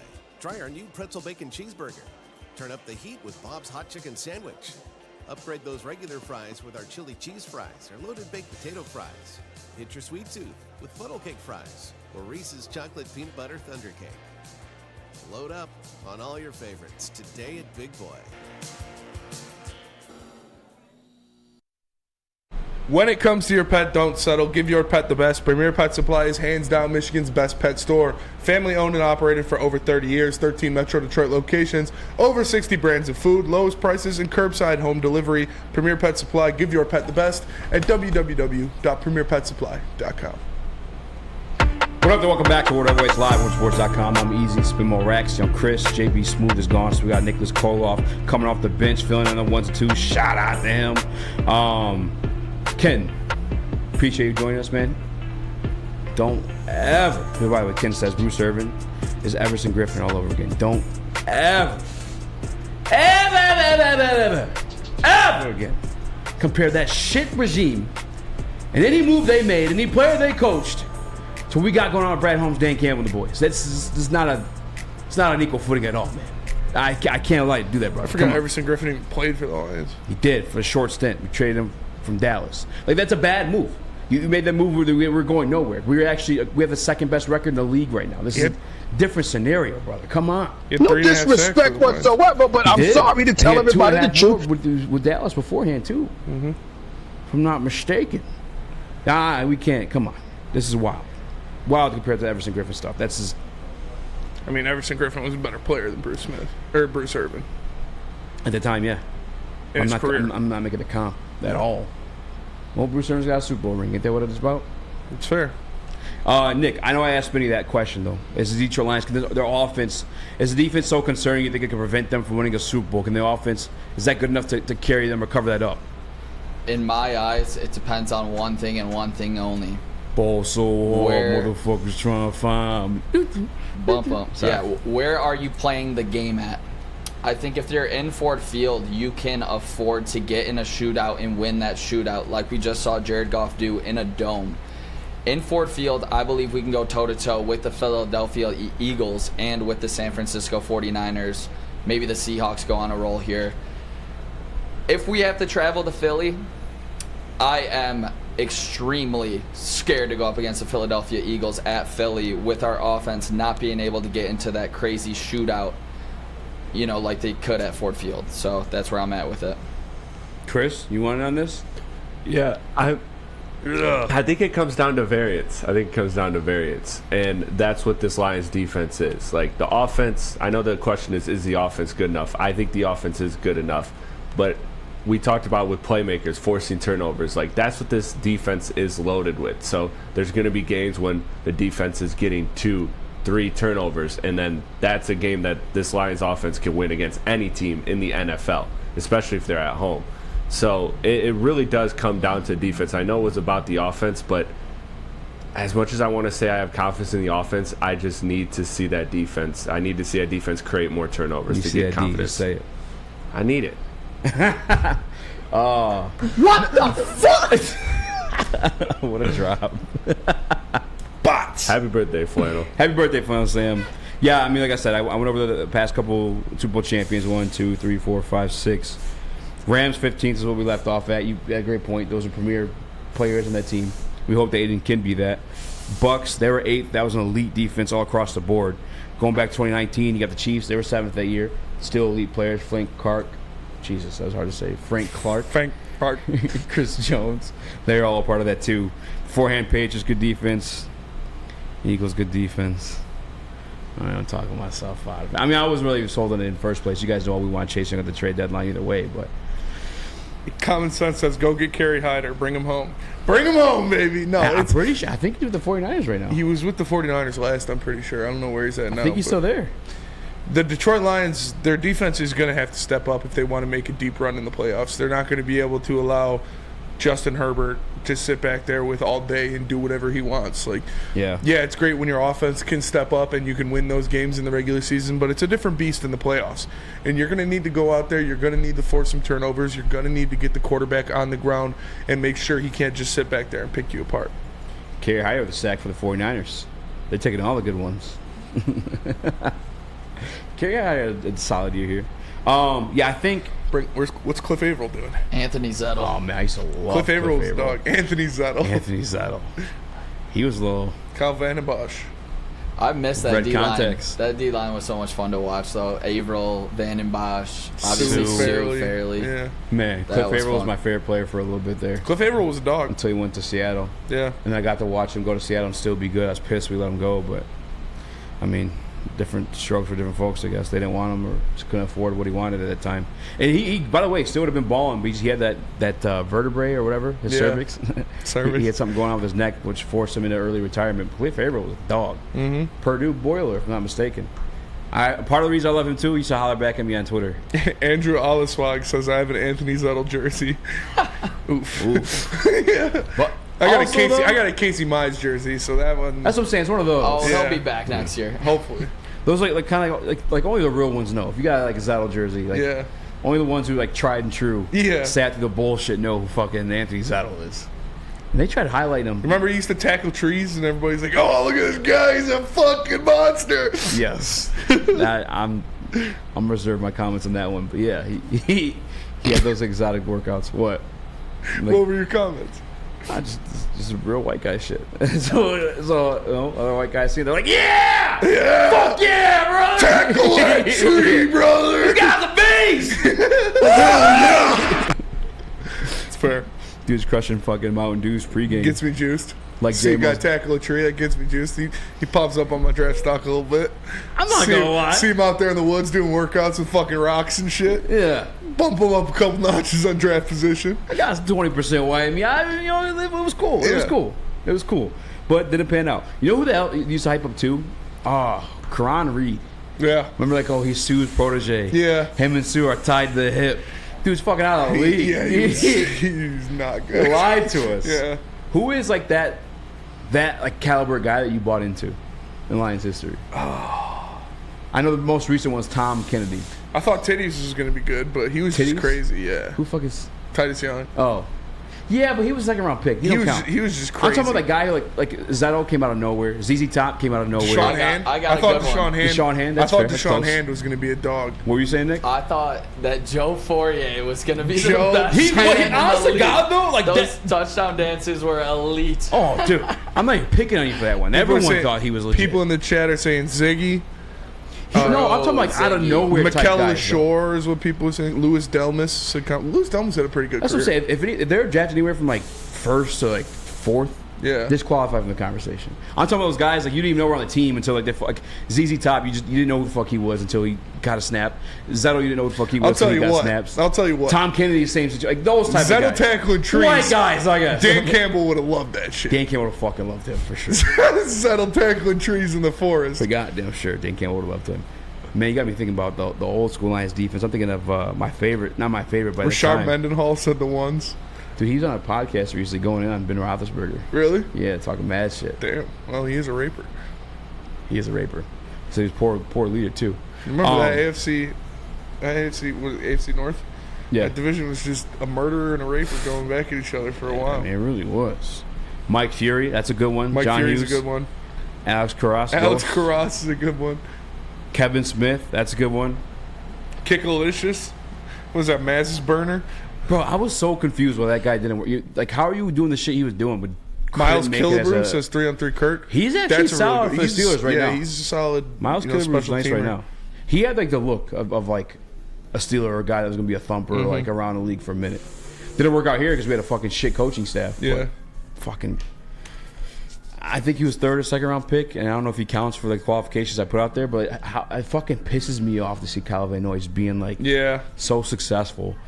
And we literally gave up on him before because his rookie deal was done. Jamal Agnew says Uncle Neil soft feet. Jamal Agnew counts. I like that one. Yeah, he had a good year in Jacksonville. Yeah, he did. He was like their top receiver. Yeah. I remember he fucked me on a couple prop bets. I had money on Calvin Ridley to get 50 yards. They kept throwing the fucking Jamal Agnew. I mean, what is happening right now? That boy got shut down.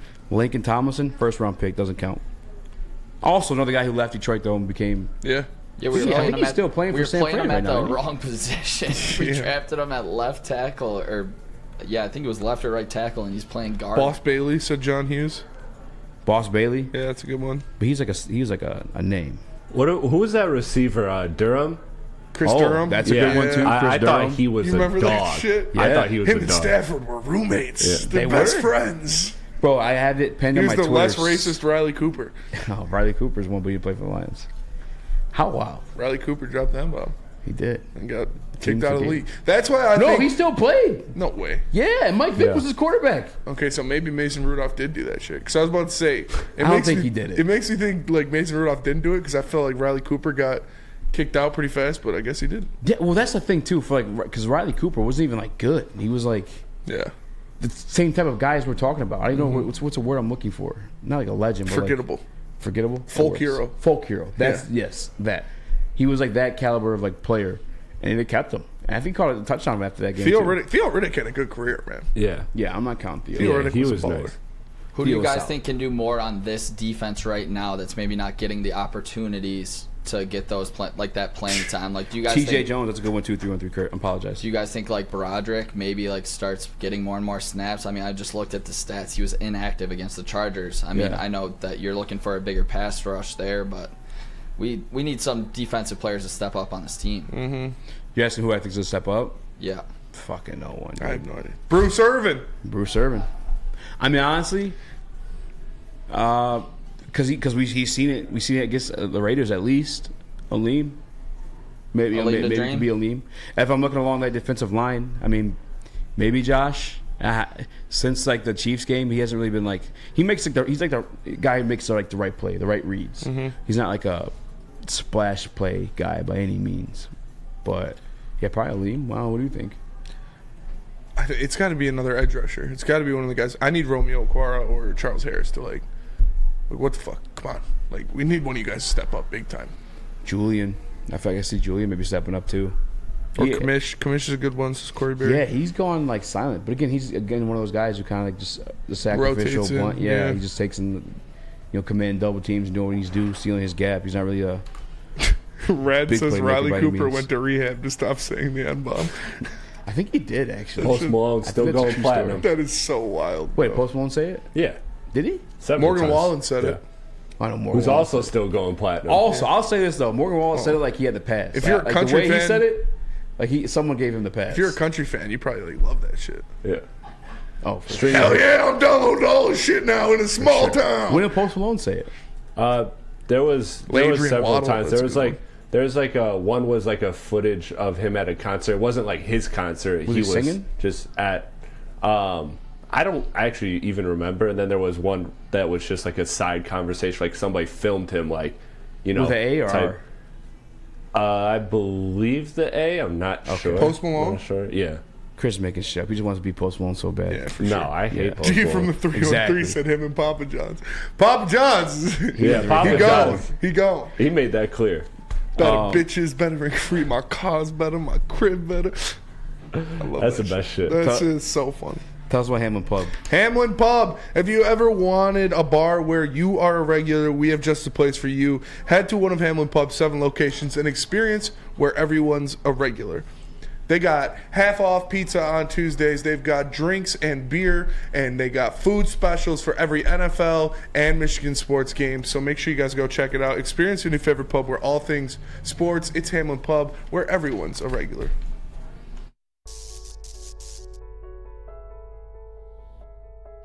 We've just received word. The world's cannabis supply has vanished. The public is outraged and has taken to the streets in response to this tragedy. The individual responsible acted alone, and we can only hope they will make things right soon.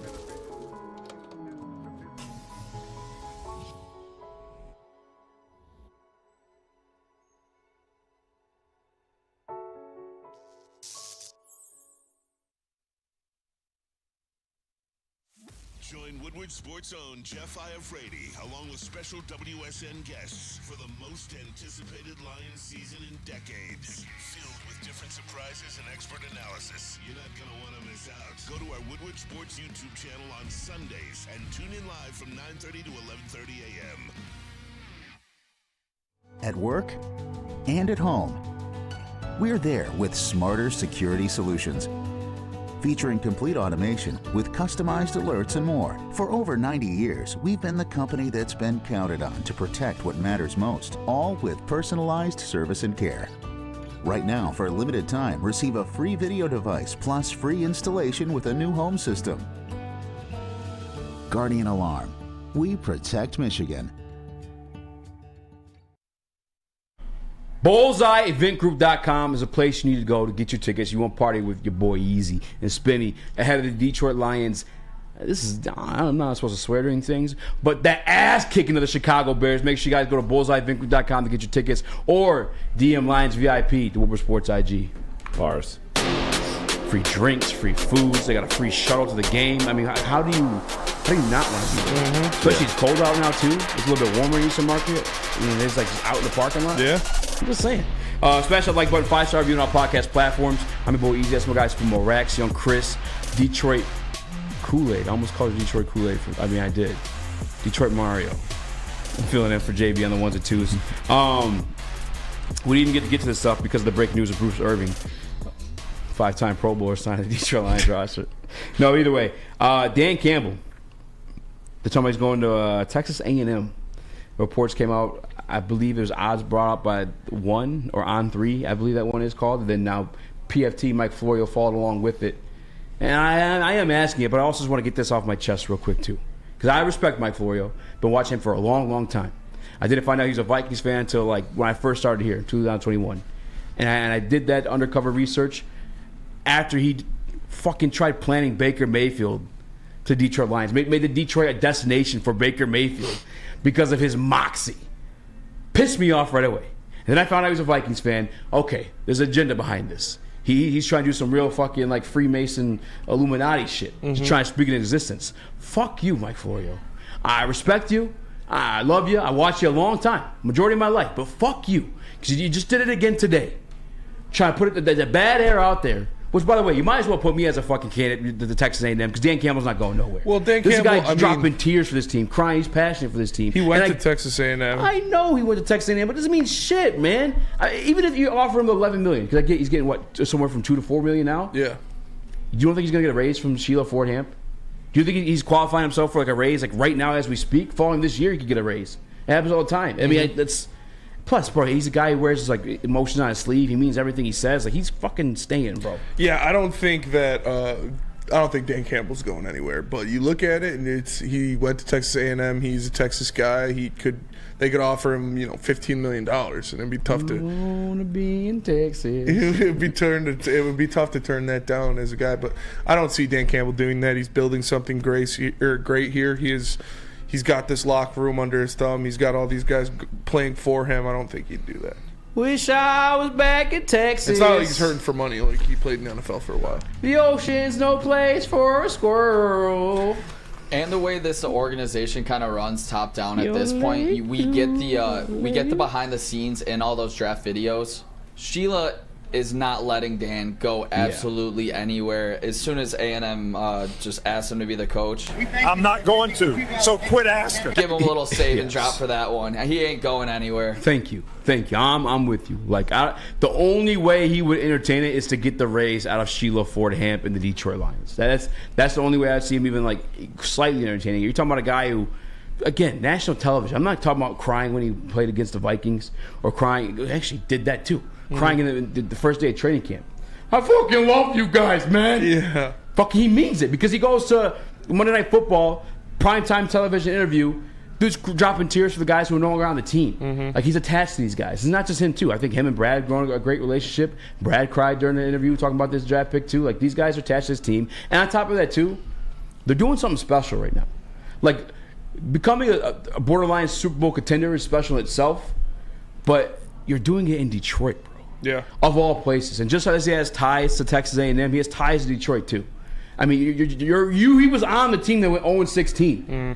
And now he has the media talking about these guys as a Super Bowl contender. Yeah. Like, there is a attachment to that. There's something proud to stamp your name on it and continue to ride this thing out. You have Ben Johnson, the offensive coordinator, who could have left for a head coaching job last year. You become a icon throughout all of football if you win a Super Bowl in Detroit. Absolutely. I mean, he's become an icon already right now. And they haven't even won a playoff game yet. And again, like I was saying, with Ben Johnson, he had the same opportunity to go elsewhere. And guarantee you make more money he is as a coordinator now, although he did get a raise in the offseason. I feel like a lot of people forgot about that. He got a fat raise to come back. And they didn't say what that bag was. They didn't say what the bag was. He got a fat raise to come back. But he wanted to come back because on top of the money, he felt attached to like what was being going on here, what was being brewed up. As much as like I love Dan Campbell, and obviously he's a big part of what's going on in Detroit as far as the turnaround, the culture of this team, Ben Johnson is the fucking brains behind the X and O's that make that offense top 5, top 3 in the league. Yeah. And he wants to stay. He could have took that and left. But he wants to stay and be a part of this too. Dan Campbell's not going nowhere. Fuck you again, Mike Florio, for even bringing this shit up. I think this is stirring up, I mean, even just more of a Lions or Vikings rivalry, you know, with Mike Florio being a fan, national media outlet, and he's the one pushing this agenda out. I think it's just disgusting, especially because these are the top 2 teams in the division. It's like they're trying to get some sort of fake news out there to maybe take this locker room off of what is actually going on in this run, and I don't think it's going to work at all. I mean, these players know Dan Campbell. They know he's not going to leave. Yeah, he's not going anywhere. Like Chico G, Eazy, spilling his heart, spinning. Yeah. That's how Dan Campbell is going to react to this fucking interview. Doesn't matter if you have one ass cheek and 3 toes. I will beat your ass. I don't think he's going to go anywhere. Like you said, he's very attached to his team. He's building something. He brought all his guys in here. He obviously has a great relationship with Brad Holmes and Sheila Hamp. So I don't think he's going to turn that away for the Texas A&M job. But crazier things have happened. No, it's not happening. He's on track to become the mayor of Detroit. He's on pace that to is be fair. fucking governor of Michigan. He ain't fucking leaving here. He definitely could. If he won the big one, hell, if he won a playoff game, he definitely could. He definitely could be a politician in the city and win. Some of these topics are overlapping from us going in about the Bruce Irvin stuff, so I'm gonna squeeze one more in right here because I don't know what else to tell you besides the fact that he's not going to Texas A&M. It's not gonna happen. Yeah. By the way, Texas A&M firing Jimbo Fisher after a dub. Did he win this weekend? I'm not mistaken. And then he comes back and they just fire him and they pay him a $76 million severance. Texas A&M has oil money; they can do whatever they want. That's fair, but that feels like bad business. Damn, that old money I can don't know. speak. They They want- really do want Dan. That's what I'm saying, But he bro. ain't leaving. They can pay him They- $15 million plus a year. Who made the fucking car? They won 51-10. Yeah, and he got fired. He's in there fucking celebrating. Let's fucking go. That's We're got to like, be a first. That's got to be a That first. is Jimbo. pretty wild. He's like, we're popping bottles in here? Why are we in the office right now? Yeah, we're ready to go. He's like, clean this up and clean out your desk. Yeah. Yeah, I need to pick up all the fucking bottles. Just pop and cigar smoke in there. Get the fuck out of here. I'll take that $76 million severance package though any day of the week. Bro, how crazy. Must be nice. He's going to be chilling with Cliff Kingsbury in Thailand. Insane. Josh McDaniels getting a fucking hefty severance package too. Yeah. I mean, the goal line, that's why when Ben Johnson declined becoming the head coach, blew my fucking mind. Mm-hmm. But it's just like the cut from the same, and Dean Campbell's cut from the same cloth. You know what I'm saying? Like, he's not going to just, money wasn't, Ben Johnson had every opportunity to get money. Yeah. He got fired, still got that money. He's guaranteed. Dan ain't doing it. Dan ain't doing it. But yesterday, we're coming off a hot topic. I'm Ron St. Brown, top 5 receiver in the league. Mm-hmm. I'm rebuting. Did I say that? Is that Reputa. word? Reputa? Reputa the How do I Buta. say I'm taking it back, though? I'm like, rebuking? Refuting. Refuting? I think it's arguing, right? Yeah. Whatever. Rebuttal. It's arguing, too. That's my, right? English. Reputa the Buta. My teacher was just here, too. Shout out to Mr. Kaufman. Put Well, up he my wasn't your top 10 English wide teacher. receivers in this league because I'm going back on what I had to say. I know I had Amon-Ra St. Brown, Refute. a top 10 wide receiver. Does that work? I don't fucking know. Put the list up, though. All right, give me the list. I sat down, thought about it. Still want to stab her, grab her by the throat, get your daughter and kidnap her. That's what I did. Be smart. Don't be a Broussard. Don't be a Chris. Chris, put Don't up a be a damn Chris. graphic. Yeah, what is going on right now? Got you. Wanna Set go. something up. All right.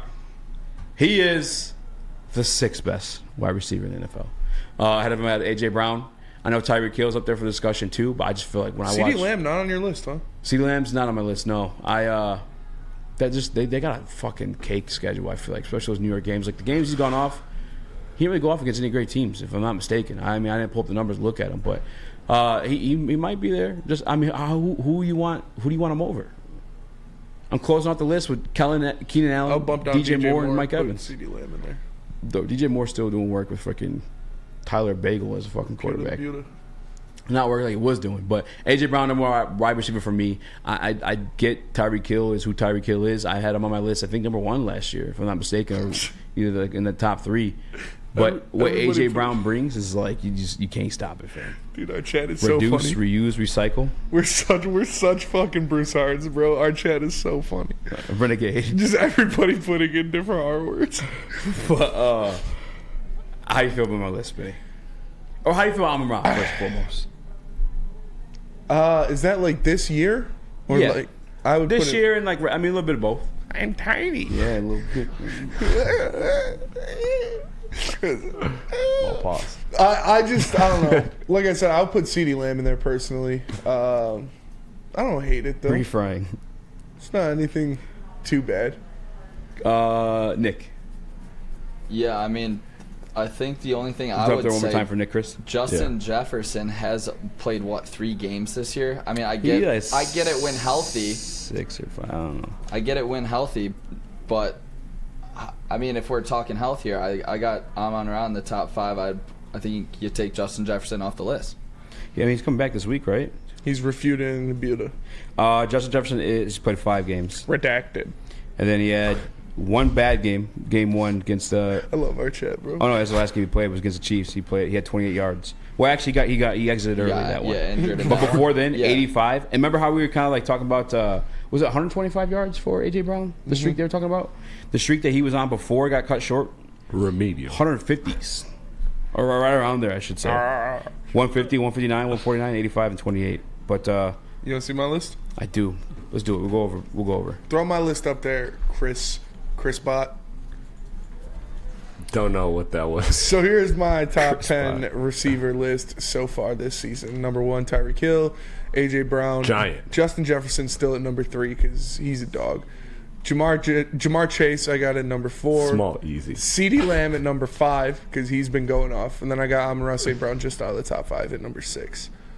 How do you Followed by feel about Stephon that small, Diggs, easy? Keenan Allen, Devontae Adams. Whoa, you got and Mike CD Evans. over Amon-Ra? Yeah, just barely. You love Devontae Adams. He was your number 1 wide receiver last year. Yeah, but he's not doing so hot this year. I know it's not all his fault. Like if it was skill wise, but I was kind of going off of this year.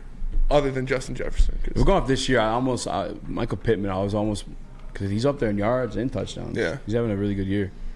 Yeah, I guess if we're going off this year, we'd have to take Justin Jefferson off then, too. Yeah, but I couldn't make a top 5 receiver list and not put Justin Jefferson in there. So you think he's a better receiver than Amon-Ra? I think he's having a better season so far. I need you to tell your dad, Neil Rule, that. I want to see Puka. what he has to say to you. I don't trust Puka. I don't believe Puka. No, Puka fell off as soon as I mean, he's still doing pretty well. No. I mean, he had one good game. The first game Cup came back, and after that, he kind of disappeared, I feel like. I could be wrong, but I feel like I'm not. Yeah, you look at the yards, and Puka's still top 5 in yards. Yeah, he fucking was killing it. Yeah. To begin the season. And it's, CeeDee Lamb's 3rd in yards behind Tyreek Hill and A.J. Brown. He's got 68 catches for 975 yards and 4 touchdowns. Was Pittsburgh Cup's first game back? I'm not sure. Because I know... Oh, I clicked the wrong Cooper. Reputa the Buta. Hold on, I just want to check real quick. I don't know. Philly was his first game back. Did you not have Jamar Chase in your top 5? No, Jamar Chase is he's in my top 5. Will you put mine back up real quick, Chris? And then what a break? Yeah, he was. Okay. Yeah, Jamar Chase was my 3. And Justin Jefferson 4.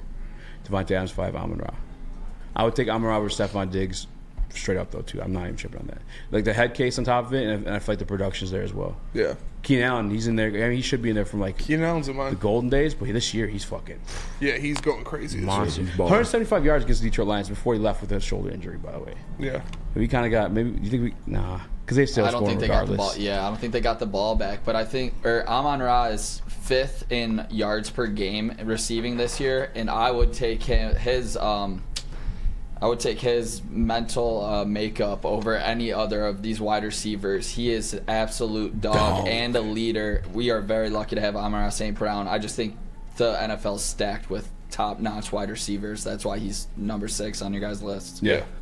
And number 1 in our hearts. Number 1 in our hearts, for sure. Fairway Packing Company. Speaking of... I'm not going there. Speaking of wearing a hot dog, having a Fairway Pack Company, because for over 6 years, we've provided Michigan's finest hotels, restaurants, and casinos with prime Wagyu beef, dry-aged beef, and all that gushy good stuff. It's 313-332-5114 and visit fairwaypacking.com. Gabby is a college student struggling to study for her big exam. Then she discovered Syntron, a healthy way for her to stay awake and focus. Jennifer frequently has chaotic days like this until she gets online, orders some Syntron, and finds her groove. April visited her local grocery store, purchased a case of Syntron, and entered to win the Syntron 100K Vegas giveaway. Pick up your case of Syntron today at any Meijer location or visit drinksyntron.com/Vegas and enter for the 100K Vegas giveaway.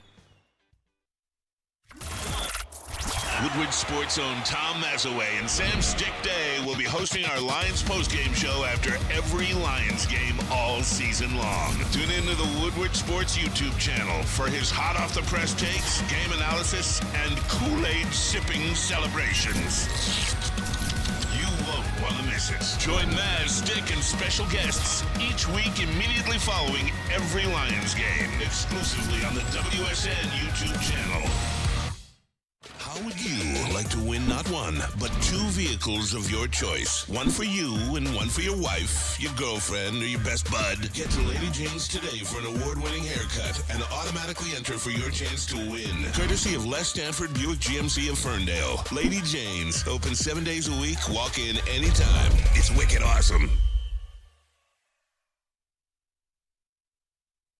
How would you like to win a $100,000 trip to Vegas, a getaway in the city that never sleeps? Take your closest friends. You can do that with Syntron. It's the Syntron Energy. Drink it and live it. You can enter now at drinksyntron.com/Vegas and buy Syntron at your local Meijer store. It's the healthier energy drink with great taste for the people who desire to look good, feel good, and be the best versions of themselves. Go to drinksyntron.com/Vegas.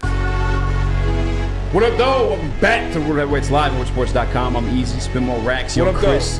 JB Smooth's gone. He's working, making that bread. So we got Nicholas Koloff in the building, filling in for him. Hit the like button. Shout out to Nick for coming off the bench. And as promised, guys, we're going to deliver to you the Jared Goff saga continues because Spot Track recently did some homework. They made comps between Jared Goff and Kirk Cousins, which is weird. Thought Jared Goff was top 5, but I'm serious. That was a shot. Unnecessary shot. I apologize. Actually, throw up the graphic right away, Chris, if you want. This is from Spot Track and from Lines on Tap. They're the ones I found out through on Twitter.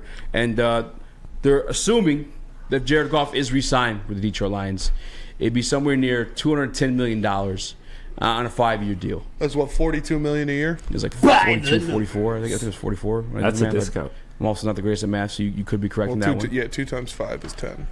What do you think?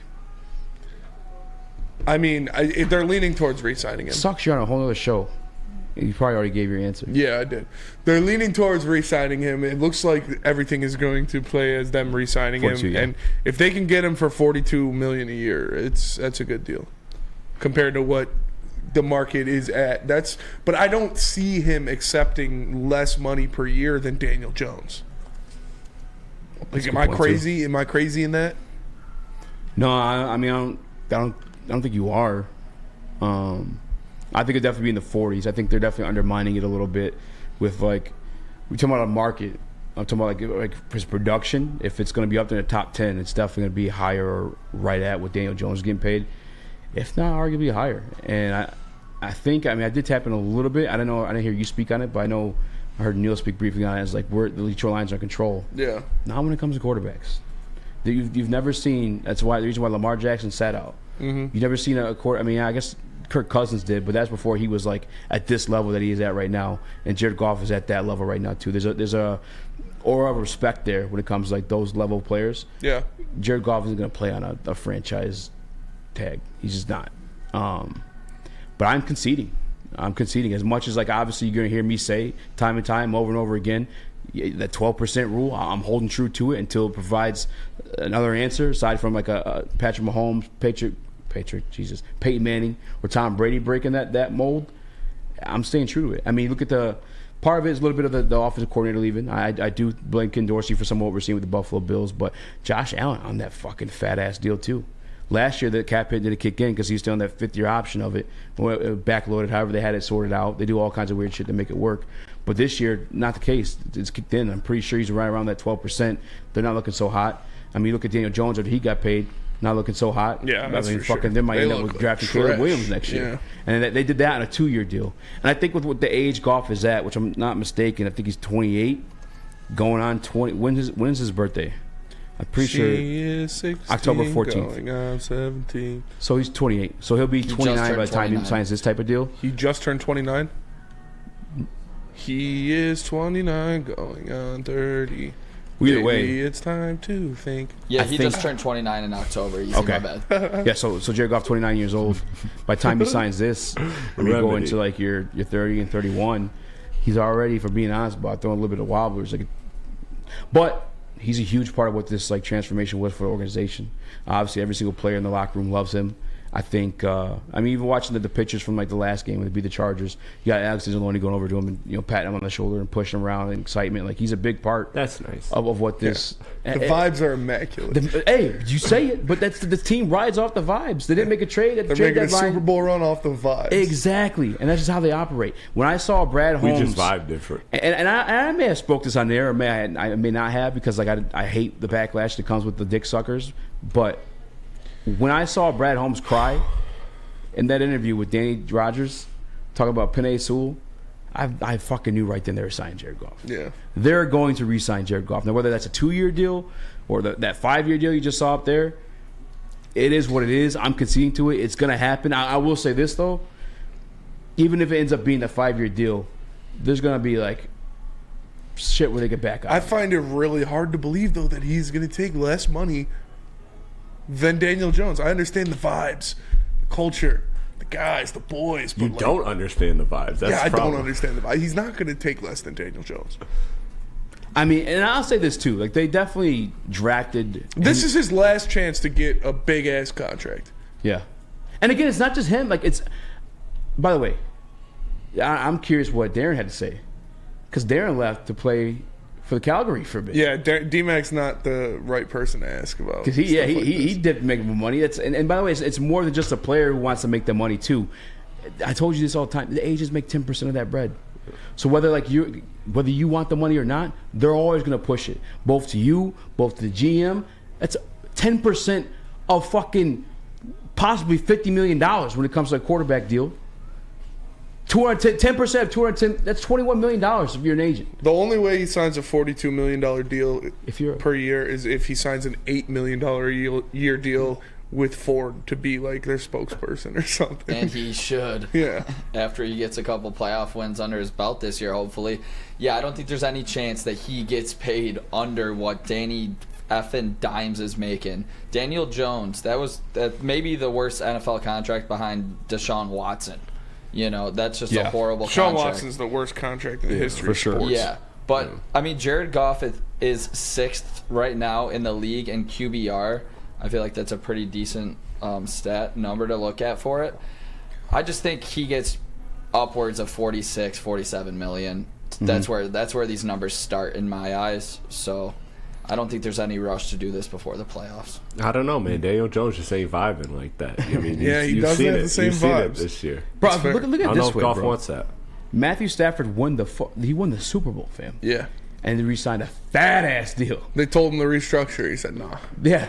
The very next year, signed a fat-ass deal. And if anybody's writing off of vibes, it's definitely the guy who just won a Super Bowl after being 12 years in Detroit and fucking blamed for not ever winning a playoff game in his life. If anybody's writing off of vibes, it's definitely Matthew Stafford. Also, if I'm not mistaken, the second or most, the highest paid NFL player of all time. Because every time he gets a deal... Yeah, he's up there. Because he was one of the the last number 1 overall pick to not have the rookie minimum. So if anyone's taking a discount, it's that guy.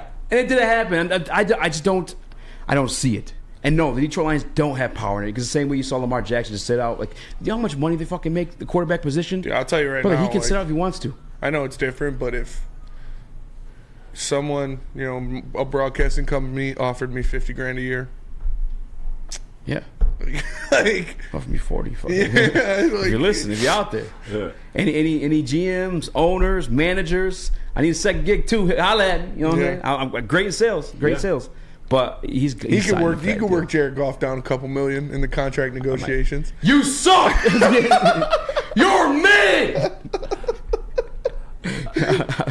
This is what I would do to him. I would be like, you want $50 million? I'd show him a picture of Kristen Harper. This is $50 million.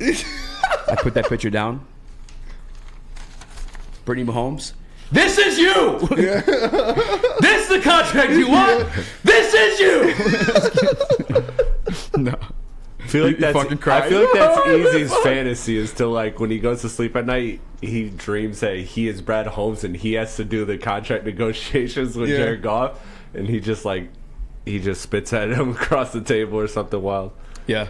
Now, and I'll say this too, like, I like Jared Goff, and obviously we're winning fucking football games, and he's like a big part of it. Don't get me wrong.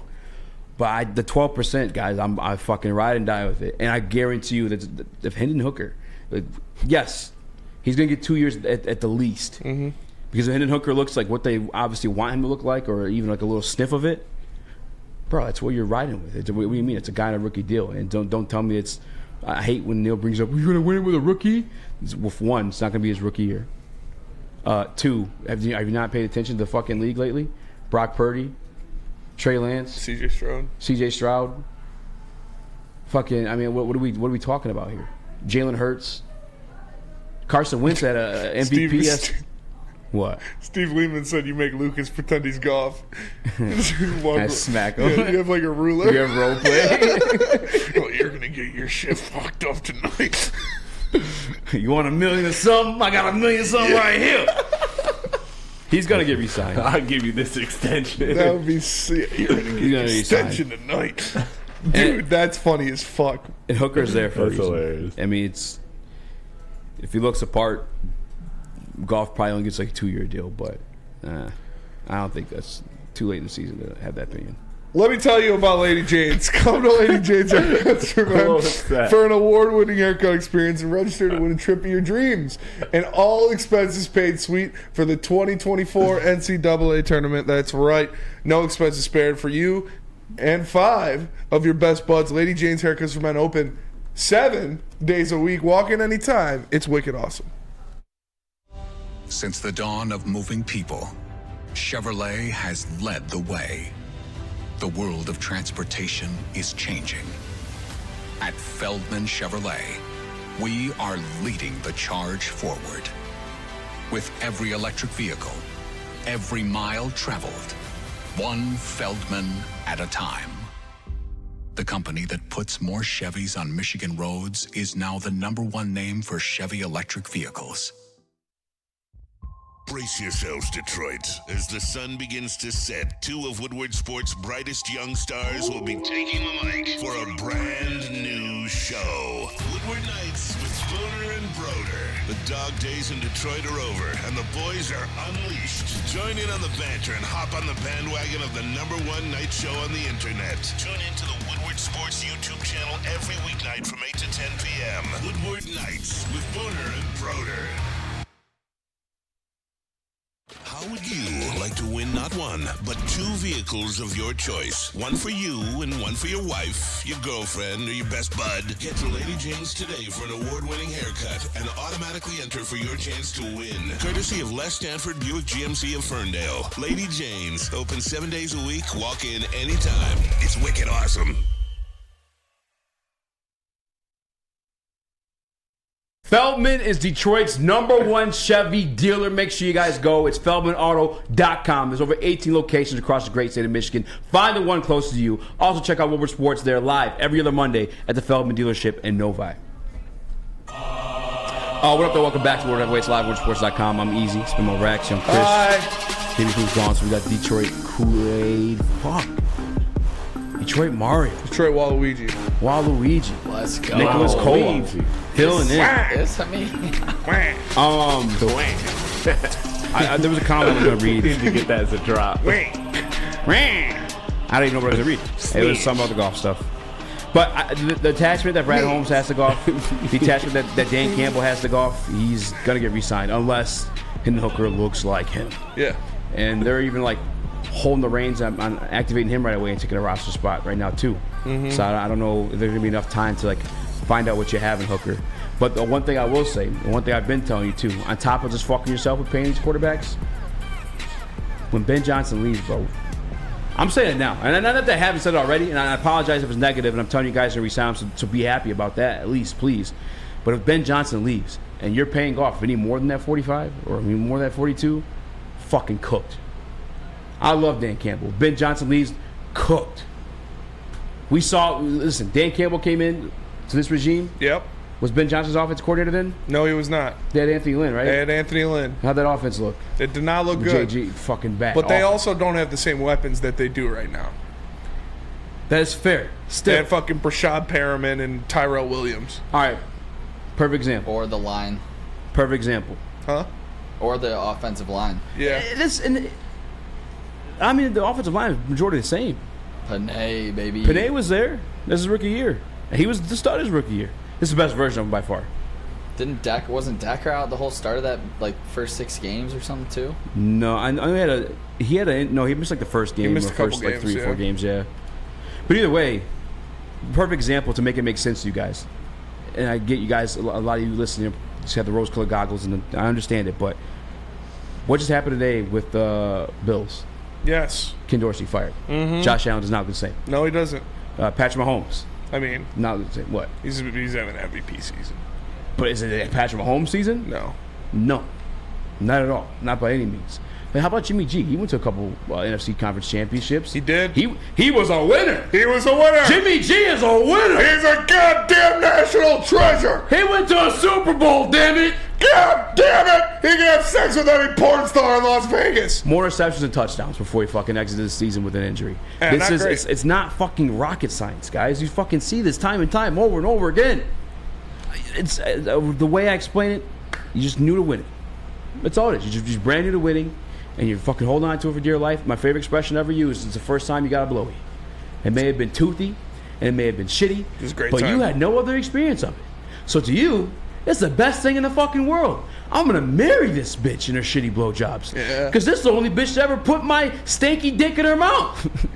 So you want to lock that one up for life. Yeah. That's what you're dealing with right now. It's your first blowy. I wonder what she's doing now. Your first time in the I pie. am a fan of guys with big butts. And you're ditched. Dick. Probably. Yeah. That's what's happening right now. You're experiencing your first nut. Yep. Yeah. Thanks for getting me hard, JB. Shout out, JB. Nick, so you've been kind of quiet that segment. I know you're. Are you a golf guy? I never really got your true opinion on that. If you did, I 100%ed you. I was pretty aggressive with my take that Jared Goff cannot win the games when it's not optimal conditions on the road. Everything comes down to the small hands, doesn't have the arm strength in the road, in the wind. These tiny hands. It's really the wind factor from that Ravens game. It is stuck in the back of my mind, and I know we won Week 18 in Lambeau last year, but a lot of those passes were straight to the ground. That's what I've seen out of Goff. You don't really see it out of too many other quarterbacks, but everything optimal for him in Ford Field with Laporta, with St. Brown, with this beast offensive line. I 100% trust Goff. So if he can get us to that 1 seed, I 100% believe that we can make the Super Bowl, and I expect to win this NFC if we have the number 1 seed. Yeah. And if I'm saying this, then I'm willing to pay him 46, 47 plus million. Now what if we're living in reality though? We're like $50 mil starts with? $50, yeah. Wow. 50 million. I'm throwing this out. I'm saying 47. Yeah. Would Dan get 45? Daniel Jones? Yeah. I think 47. I think he got 47. Yeah. I'm gonna put it at 47. So at 47 million, knowing that the guy who's making him relevant is Ben Johnson. Mm-hmm. He's probably gonna leave for a head coaching job maybe as soon as this year. That sucks. Are you strapping in? No. Like the stuff you said about him playing in cold weather and outside, that the cap hit, taking away other pieces you may have to re-sign at some point, or if you want to just bring on other guys too. And then Ben Johnson leaving. You strapping in that $47 million? Are you feeling confident? As confident as you were just now? Yeah, you strapping on? Yes, because I believe we can run the ball. Ben Johnson's part of that too. Yeah.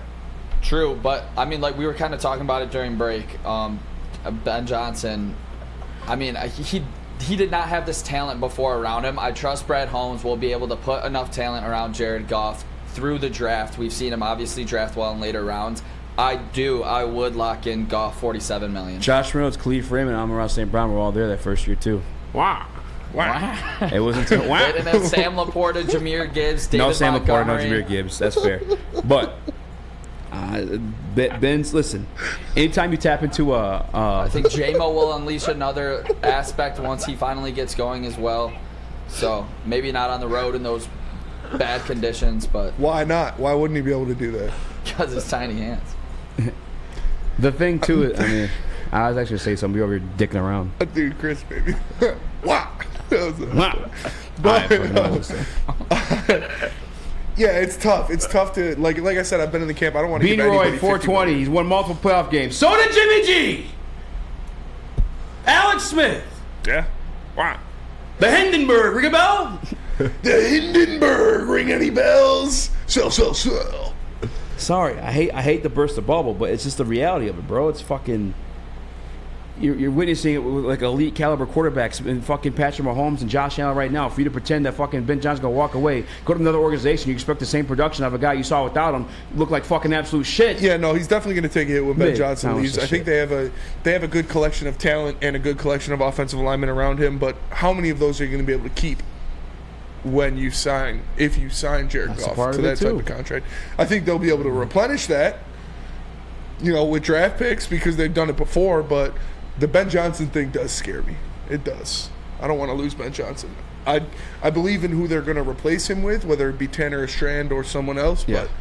But hop into any Baldy breakdown or Dan Orlowski or any of those guys who know what the fuck they're talking about when it comes to X's and O's, and they're putting on the Detroit Lions tape and they're fucking jerking off the Lions offense. Hell yeah. Whose name they mentioned first? Is it Jared Goff or Ben Johnson? Benjamin Jermaine Johnson. Who's called the genius and all that? It's Ben Johnson. Yes, Benjamin Franklin Johnson.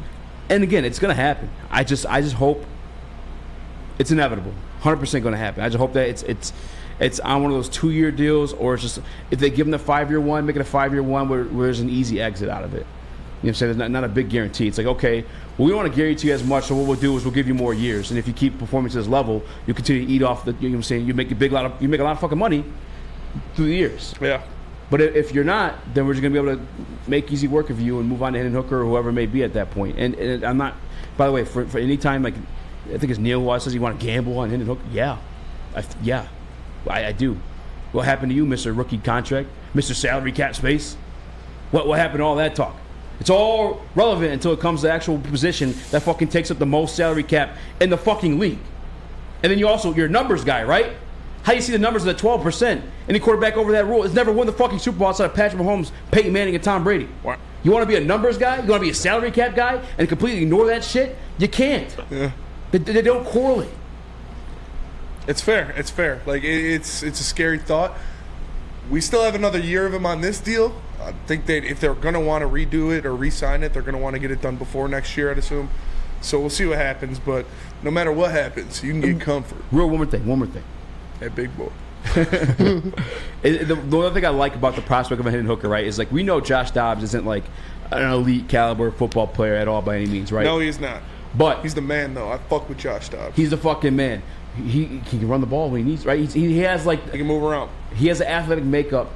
If he fails to make the reads, he's learned a brand new offense. Like he has that in his back pocket. Jalen Hurts, same thing. He was fucking a second round pick. He was even his first year as a starter for that team. They barely went 500. Just get pieces around him because he's on that rookie deal. They're going to the fucking Super Bowl. You can do that same thing with Hendon Hooker. I fucking promise you. Yeah. I'm way more willing to gamble on him on a rookie deal, knowing he's mobile and I can at least put that wrinkle into my offense. Or if he's in trouble and can't make the throw, he can fucking just run. Versus paying somebody who I've seen without Ben Johnson, seen without Sean McVay, and the sample size of that are fucking mid to bad. $47 million and watching Ben Johnson walk away. Niners are doing it with Brock Purdy, who's the last pick in the draft. Exactly. They traded up to get they took a giant gamble trading up to get Trey Lance. Didn't work out. Fucking Joe and they were in the NFC Championship game last year. Joe Flacco won the fucking Super Bowl for the Ravens. Mm-hmm. Lamar Jackson, bye. Yeah. There's so many examples. Just pretend they're not things. I just fucking blows my mind. But I get it. You guys are fans. Love you guys though. What's Goff's numbers compared to Jimmy G and Alex Smith? That's Broussarded. They're pretty similar if you look them up. Let me tell you guys about Big Boy. Wow. Wintertime in Detroit is always better with comfort foods from Big Boy. Try the veal parmigiano or the new Southern Comfort chicken bowl. How about breakfast? The stuffed potato pancakes are back. The classic lumberjack or Santa Fe garden. Also, the new apple pie hotcakes are too good to miss. Top it all off with the new gingerbread shake for dessert. Stop at your local Big Boy today. Comfort foods back at Big Boy. Where's the most convenient place to get that big fitness energy? It's Planet Fitness. Join today for just $1 down, $10 a month. With over 2,400 locations and equipment for every workout, you can get in, get energized, and get going. And with free fitness training and most clubs open 24 hours, everyone belongs in the judgment-free zone. So join today for $1 down, $10 a month, no commitment, cancel anytime.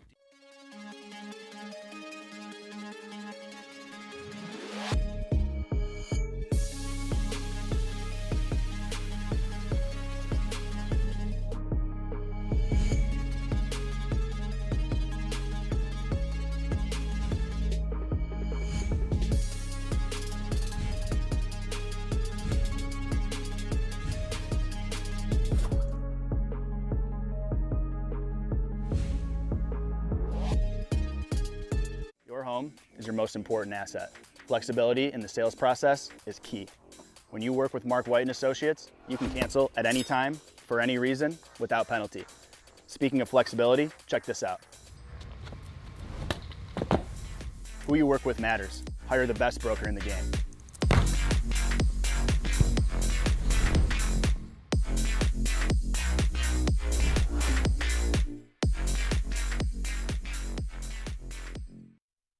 Per time shop your home and auto insurance. Make sure you guys do it the best. That's my guy Mark over at Swiss Insurance. It's Mark at SwissINS.com or call him at 248-900-4177, 800-4177. Apologize about that one.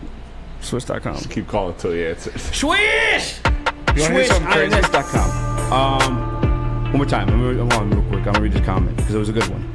It says, Hooker and every quarterback who is not proven is a huge gamble is by far the most important position in the NFL. Eazy would kill the Lions' chance to compete for years from here. No, it wouldn't. It would not at all. You would kill your Lions' chance to compete for years to come. Sign Jared Goff to a fucking franchise-crippling contract. The same way you're watching fucking Daniel Jones and those guys crumble. The same way you're watching an elite quarterback like Josh Allen's kind of fumble the ball a little bit here too. No. Locking yourself into golf will fuck you. Even if you tried Hendon Hooker and it didn't work out. It's not a fucking $50 million cap hit to move on from. You can just fucking move on from him. It's a third-round quarterback contract. You're fucking good. You can draft him the next year. You're far more likely to compete long-term gambling with a Hendon Hooker than you are locking yourself up to Jared Goff. He's a good quarterback. Not worth a franchise crippling deal. Sorry. It's fair. Pistons better win tonight, too. Pistons play tonight. Yes, They better sir. fucking win, too. You know they're 4-30 since trading Sadiq Bey for James Wiseman. And James Wiseman not even worth fucking putting on the court. On February 16th, 2023, they made the trade. And since that trade, they've only won 4 games. That's terrible. It's almost a year. Like, it's a couple months away from being a year ago. Fire stat there, Spenny. Holy shit. That's terrible. That's horrible.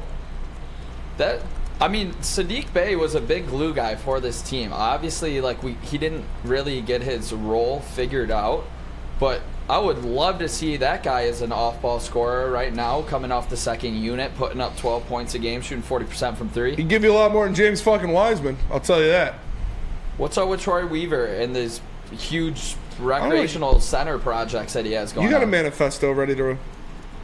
All right.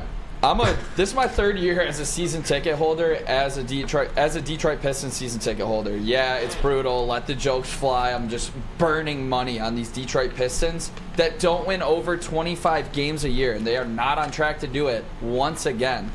Troy Weaver, I am losing 100% faith in. I thought he should have made a little bit of a splash in free agency. He did not do so. I know we are getting this injury bug to start the season, but with the way Ivy's sophomore season is going, that right there has me just completely losing faith. Because in my eyes, it was the Caden Ivy show with Duran in the center. Those are your big 3 going forward, and it's looking like that's already a bust of a pick in Monty Williams' eyes. It seems like. Chris, what do you think about that? I can't really get mad at Troy because I think this offseason, I think he nailed it. I think he did what he needed to do, and I know that people wanted the Cam Johnson acquisition. Well, guess what? He's already been out for multiple weeks already. He just came back. So this is a situation where what's that? So is Monte Morris. Yeah. So, but way cheaper, an expiring contract, a valuable asset that you can then flip at the deadline. So not saying that Cam Johnson is dead money at this point, but in terms of the value and what they brought and what Troy Weaver did this offseason, he got a Coach of the Year candidate. He nailed the draft pick. Like let's just be frank. Like he absolutely knocked that out the park. And then he knocked the other one out the park when he got Marcus Sasser. Mm-hmm. So this dude had an elite draft combined with getting an elite coach that's been in the finals and kept the long-term flexibility open. In a free agent class, like when you're looking back at it, you know, who are the names we're looking at? Kyle Kuzma, he's playing great. Is he really what you need? Yeah, you'd win a couple more games. You might have, you might be, since the Sadiq Bey trade, have 6 or 8 wins if you got Kuzma to that massive contract. Yeah. But he was always staying in Washington. He wasn't even going to come to Detroit. Kelly Oubre, he's not even playing right now. I mean, that's not his fault. I wish him a speedy recovery. He was balling. That was one I wanted the Pistons to get, especially for the price. But Grant Williams has been a good role player in Dallas. But again, the Pistons were in a situation where they didn't need a role player. They needed stars. And they have people and prospects that they believe are stars, so they have to give them the chance to develop. And you now have $90 million in cap space coming this summer in a better free agent class that includes guys like Pascal Siakam. And there's rumors all around the league of Zion Williams right now, of Zach LaVine right now. And you have the cap space and the flexibility to make trades like that happen. Like the Pistons have set themselves up for a brighter future. And again, I keep saying it, when it comes to the Pistons, man, I really think that they're going to rip off 10, 12, 15 wins in the final month and a half of the season. I think they're going to play near 500 or slightly under 500. It's a young team. Young teams get better, especially when other teams start packing in and Wemby's resting and and the Rockets are shutting it down and all of these other teams around the league. Like Trae Young's shutting down tonight. Like this is a winnable game. I'm not saying shut down like injury, but I'm saying like these are the type of games where you look at it and teams are not taking us seriously, and there's going to be wins and opportunities for wins down the line. When will we start to see? When will you get upset if we don't start seeing it? I'm already pissed, personally. I mean, you look at the Rockets, they just rattled off like 3 or 4 like massive wins against West contenders. They're 6-3 right now. They're sitting 4th in the West. Yeah, and you know, Jalen Green not even doing shit. And you know what the Pistons could do? That exact same thing next summer, because they have more cap space than the Rockets had this summer. Chris, so let's revisit the Rockets in about 4 months and see where they're at and see where their salary cap is when they're on the verge of extending Jalen Green and all of these other young prospects. So, you know, give it time. Detroit has complete flexibility. It's fair. It's fair. You know, Pistons play tonight. Spartans take on Duke tonight. We got a lot of basketball to watch. Spanny prediction? No. For Eazy, for Chris, say it. for Nick, I am Spencer. We are the Woodward Heavyweights. Appreciate you all for watching. Make sure you like and share the stream. If you're listening on audio platform, 5-star review. We'll catch you guys tomorrow. Peace.